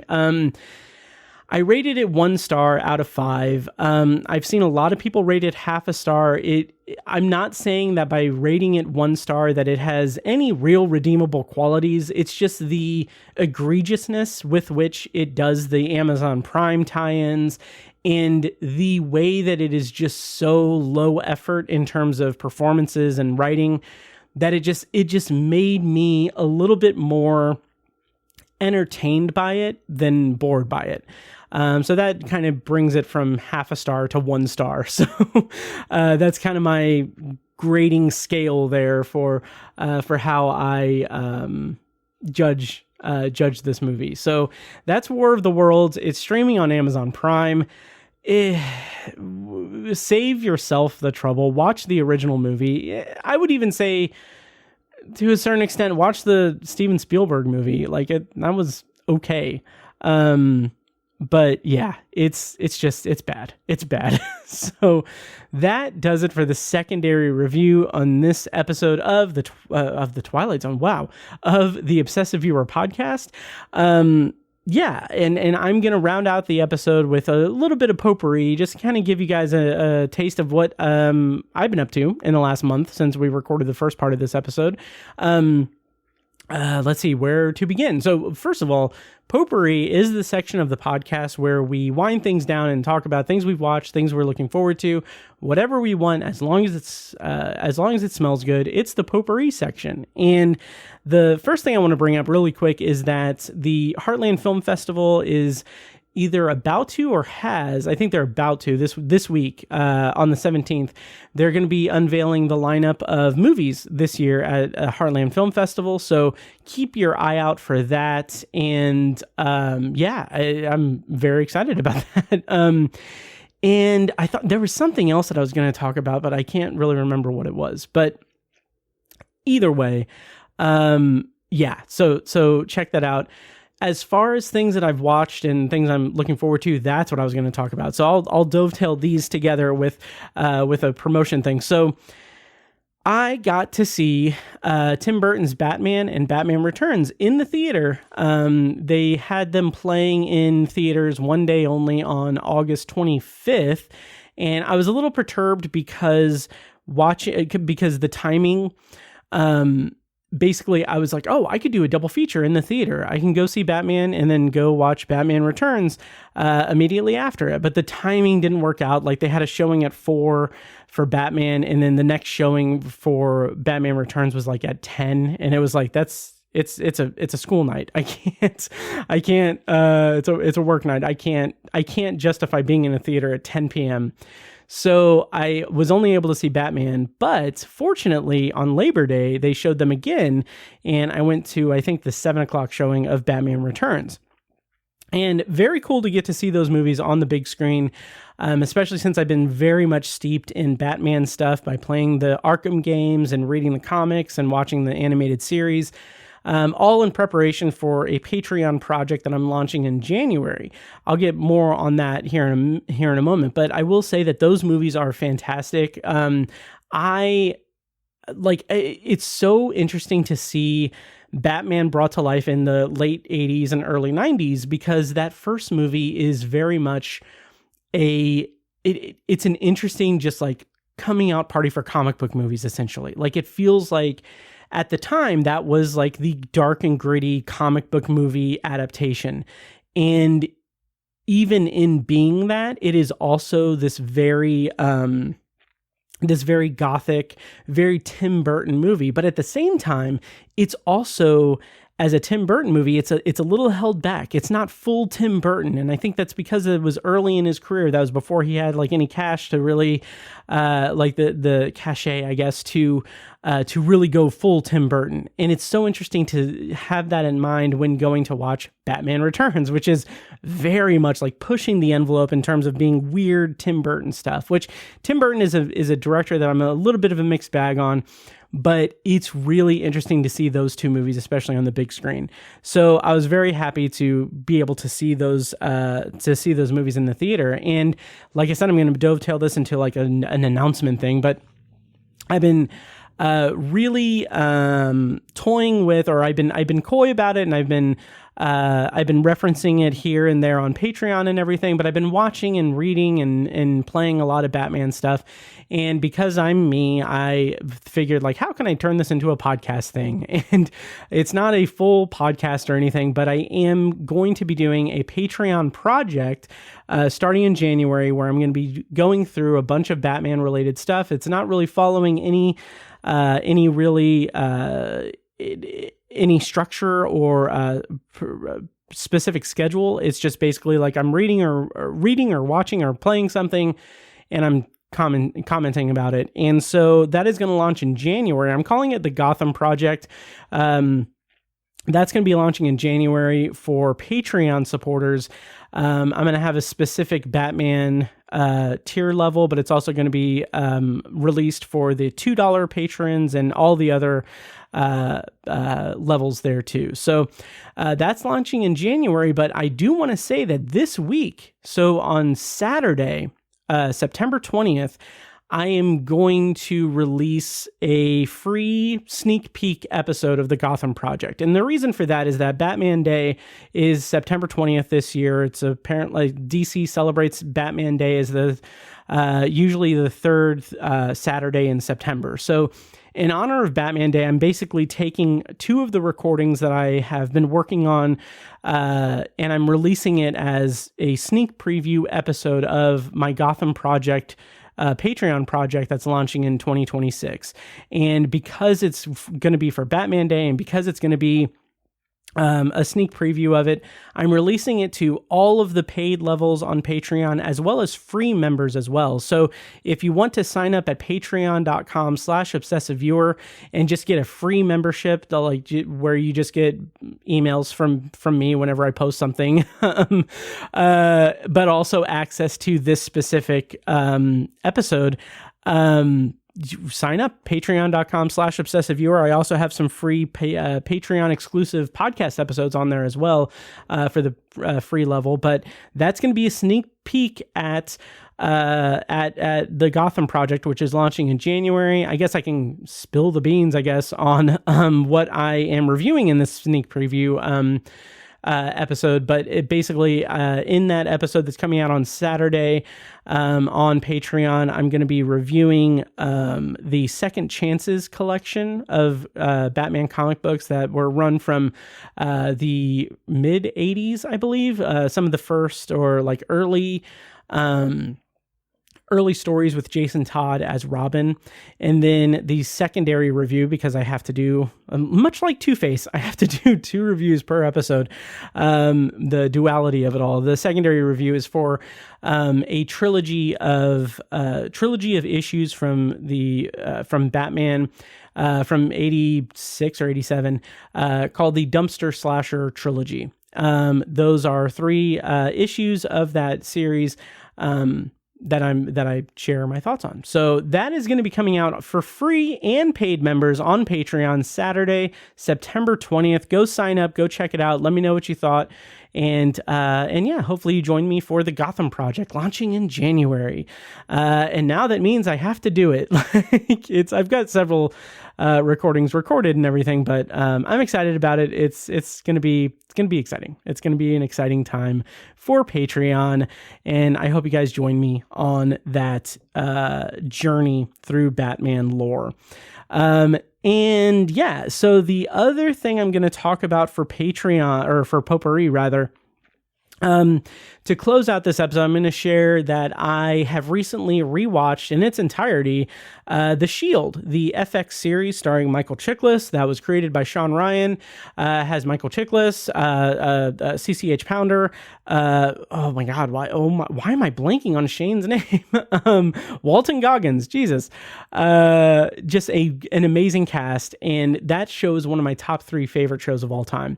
Gritty, corrupt police stuff. It's very much this grimy sort of handheld filmmaking thing. I've talked about it several times before, I'm sure. It is one of my favorite shows of all time, and just rewatching it this time is just like, it's a weird comfort watch in a way, because the storytelling is so great. So for those that are uninitiated by it, or those who think that those who aren't too familiar with it, it's basically about a fictional police district in Los Angeles called the Farmington Division, and it is about the detectives and uniformed officers that operate out of the Farmington district and what they call the Barn, which is a church converted into a police station headquarters. So the main running thing with The Shield is the strike team, which is run by Vic Mackey, played by Michael Chiklis. It is a group of 4 specialized detectives who go out and bust like hardcore drug dealers and hardcore like drug related busts. And throughout the series, they are corrupt police officers. They are corrupt detectives. And what plays out throughout the course of 7 seasons is this incredible like morality play of how far is too far, and how this team operates and then implodes, and the fallout of that implosion, and how like they have these shades of gray, and what comes about from it, which I'm not going to spoil anything of it, even though it's it ended in 2007 or 8. But what comes out of it all is this interesting, just like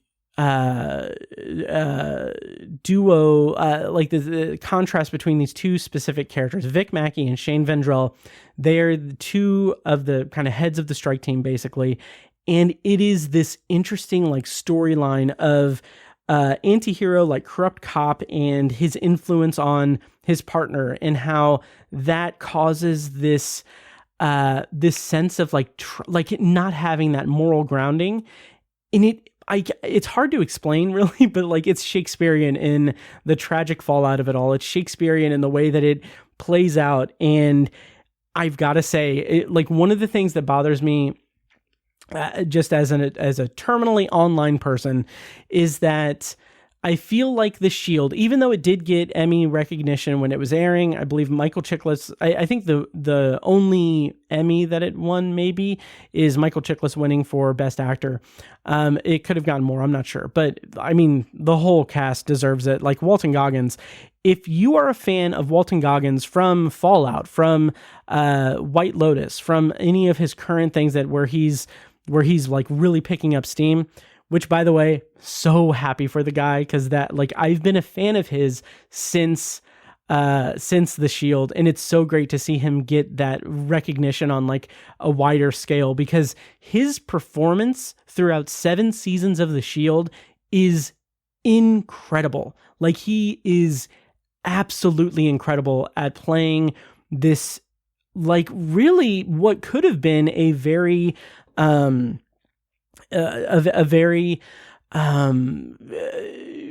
note or one dimensional sort of character. Like, he plays like this racist like Georgia like cop, like cop from like Georgia, like southern cop with a lot of racism and everything.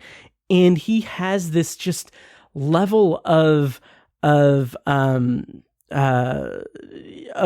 pathos to that performance that you, like, if you were to start the show and know where characters end up throughout the run of the series, you would expect, like, you wouldn't expect to sympathize with like certain characters. And Walton Goggins gives you that sympathy in this really weird, like, mix of shades of gray, sort of more morality play. That's kind of the big overarching thing of it. So one of the things that bothers me about how the internet like has come to The Shield essentially is I feel like there is this, and I don't want to get on a soapbox, but I feel like there is this just kind of collective like ignoring of The Shield, or like I feel like pop culture and people online kind of don't give The Shield the love that it deserves because I feel like they're not exposed to it as much as they should. Like, I feel like it's not as highly publicized. And the reason for that is that Sons of Anarchy exists. And here's the thing. I tried to watch Sons of Anarchy. I watched a few seasons of it way back in the day. It didn't take. It felt like the Shield cosplay with motorcycle outlaws instead of corrupt cops. And the reason it feels like that is that Kurt Sutter, the showrunner of Sons of Anarchy, was an executive producer and writer for The Shield. And what I feel like, no hate toward him, I just feel like I feel like in creating Sons of Anarchy, which was pitched or began as like Hamlet on motorcycles, what I feel like from my experience watching that show is that he took that and didn't really give it that level of like Shakespeare to the proceedings of Sons of Anarchy. And because of that, it just felt like Kurt Sutter was trying to not even emulate The Shield, but it was like, here's the thing. It feels like, and this is a little bit of a deep cut, so if you have watched The Shield, you'll get this. But the thing that I kind of came to was that The Shield feels like Vic Mackey created a TV show, and then and then Shane Vendrell created Sons of Anarchy. And like, the reason I say that is that throughout the run of The Shield, Vic is kind of like the head. He's the head of the strike team. He has like a very good reign on like what his morality is and everything. Like, he's an anti-hero character. He's not a good guy. He's not like, he's the protagonist of the show, but he's not a good person. He's not really worth rooting for. The magic of The Shield is like you're getting this perspective and you're getting this sense of right and wrong that's twisted in various ways. And so throughout the run of The Shield, Vic Mackey is the head of it. You get this like fully fledged character and everything. And then the other side of that coin is Shane, who is like the product of Vic. He is someone who has been just he's been influenced heavily by Vic's actions and Vic's thing, but he doesn't really get he doesn't really get that moral compass, that he doesn't really get that line of morality. So when Shane tries to emulate Vic, it is a disaster because he doesn't have that necessarily that sense of like where his line is.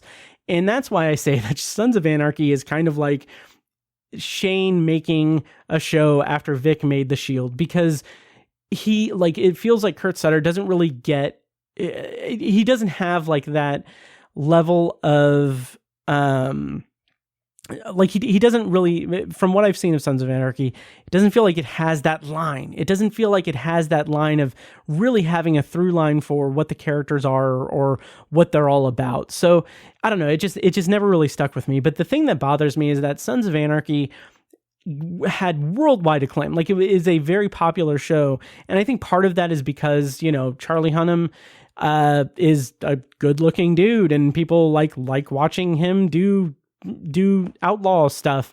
That's even more even egregious when he was originally cast as the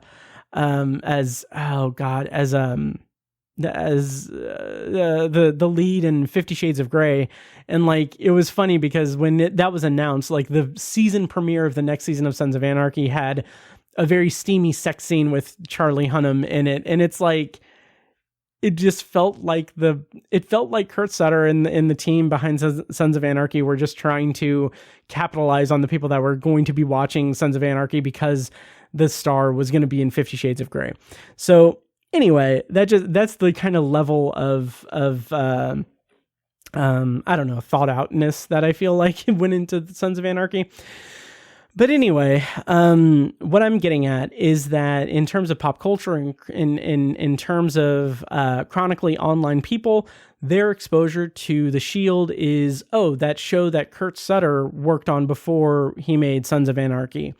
And also the other thing that people just kind of take to with The Shield is CCH Pounder, that scene in It's Always Sunny where Glenn Howerton does an impression of CCH Pounder from The Shield. It's that just kind of bugs me a little bit because it's okay, yeah, he's doing a very good impression. That's a very funny scene, but watch The Shield because The Shield is so freaking good. So I don't know. I don't know. Anyway, The Shield is streaming on Hulu right now. It's amazing. It is so amazing. I can't speak highly enough about it. I posted on Facebook that basically, so the kind of big comparison you can make aside from Sons of Anarchy, is basically that between The Shield and Breaking Bad. Jeez, I couldn't think of the name. So between The Shield and Breaking Bad, because Breaking Bad, I'll just read what I posted on Facebook. I'm sorry to just read in your guys' ears, but here's what I said. I said, I've been rewatching The Shield recently, as I like to do every few years or so. For my tastes, this is still one of my top 3 favorite TV series of all time. I can't recommend it enough. I'm on the final season now and just finished the pivotal episode Parasite, which ushers the series into its end game, leading to one of the greatest series finales I've ever seen. The last 5 episodes are such a roller coaster, and I'm excited to get through them again. It got me thinking, though. The Shield helped bring about the anti-hero gritty TV trend of the early to mid-aughts, and then Breaking Bad went on to basically perfect that. Breaking Bad has rightfully gotten the acclaim and legendary status in pop culture conversations, and the episode Ozymandias is heralded as one of the greatest TV episodes ever, and I totally agree with that.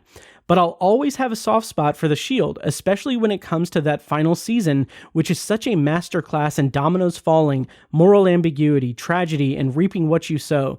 And while I don't think any single episode of The Shield is objectively better made than Breaking Bad's Ozymandias, it's amazing to me that arguably The Shield's equivalent episode, Parasite, plays out with nearly half a season remaining to bring the show to a close, whereas Breaking Bad did it with 2 episodes remaining. Then again, The Shield's penultimate episode, Possible Kill Screen, could be considered that series' Ozymandias, but I think the complete unraveling of things in Parasite gives plenty of weight to the argument that that is its Ozymandias. Anyway, The Shield is incredible. It's streaming on Hulu. That's what I posted on Facebook, and stand by it 100%. So if you're listening to this and you haven't watched The Shield, or you're listening to this and you've watched The Shield, go watch it or watch it again because it holds up incredibly well. It's amazing, and I love it. I adore it so much. So that is my plea to the audience to watch The Shield, and also to stay tuned on Patreon for my Gotham project that's launching in January. And this weekend on Saturday, you're getting a sneak peek on Patreon for all paid and free members. So sign up at patreon.com/obsessiveviewer. On either the free or paid tiers, you'll get access to a full episode of the Gotham project ahead of its launch in January of 2026. So that will do it for this week's episode of The Obsessive Viewer. Of course, once again, I apologize for the delay in getting this episode. And even though I said at the top of this episode a month ago that I was going to be doing Alien Earth and the Institute on Patreon, haven't gotten to that yet. I've just been very busy. That is coming, I promise. And I'm also going to be doing The Long Walk book review and on Patreon, and also on Tower Junkies coming up probably sometime next month. I'm going to do a review of the movie The Long Walk, which is in theaters now. So as always, thank you so much for listening, and make sure to follow the show on social media and subscribe to the podcast on your preferred podcast app. Also, check out Obsessive Viewer Podcast's other shows, Tower Junkies, a Stephen King podcast hosted by Tiny and myself, and Anthology, the Twilight Zone and classic sci-fi podcast hosted by me. Next time on the show, we're going to be reviewing Spike Lee's Highest to Lowest and the new Hulu drama movie, Swiped, coming out this week. So stay tuned for that. Until then, thank you for listening, and we'll see you in the next episode.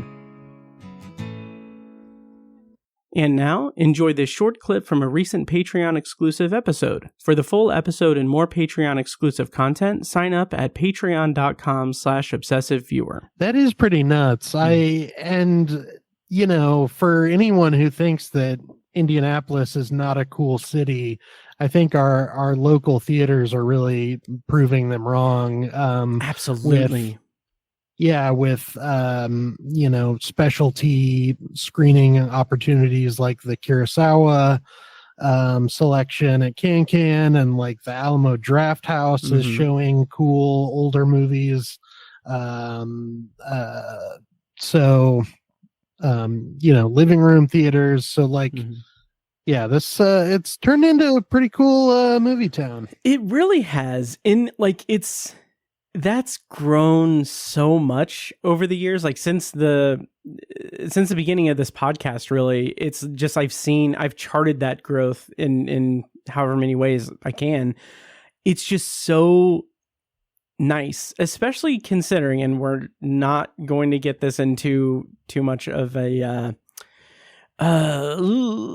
political thing or anything, but like Indiana is a red state for worse, and I just love that Central Indiana has this like pocket of like arts appreciation and like this level of just reverence for film and like theater and different artistic expressions, that it's not like people say that, Indiana is the northernmost southern state, basically. And they're not wrong, but also we've got this little pocket of blue in Marion County. So there's that. Thank you for listening to the Obsessive Viewer podcast. This episode was produced and edited by me, Matt Hurt. If you have feedback, thoughts on our episodes, or just want to connect, you can email me at matt@obsessiveviewer.com. For more information on this show, including a full archive of our episodes and show notes, visit obsessiveviewer.com. And if you enjoyed the show, please give us a follow on social media and subscribe to us on your podcast app of choice so you never miss an episode. Also, consider rating and reviewing the show on Apple Podcasts, Spotify, and Audible to help increase our visibility and grow our community. If you want to support the show and get early access to new episodes, as well as a steady stream of exclusive episodes, you can join our Patreon at patreon.com/obsessiveviewer. For information on more podcasts presented by obsessiveviewer.com, visit obsessiveviewer.com/podcasts. Our theme song is A Little Mad Sometimes by As Good As It Gets. For more of their music, check them out on Spotify and at asgoodasitgetsmusic.com. Thank you so much for listening, and we'll see you in the next episode. Get up to 2 months of free podcasting service with Libsyn. Check out the show notes for your promo code to get started podcasting today.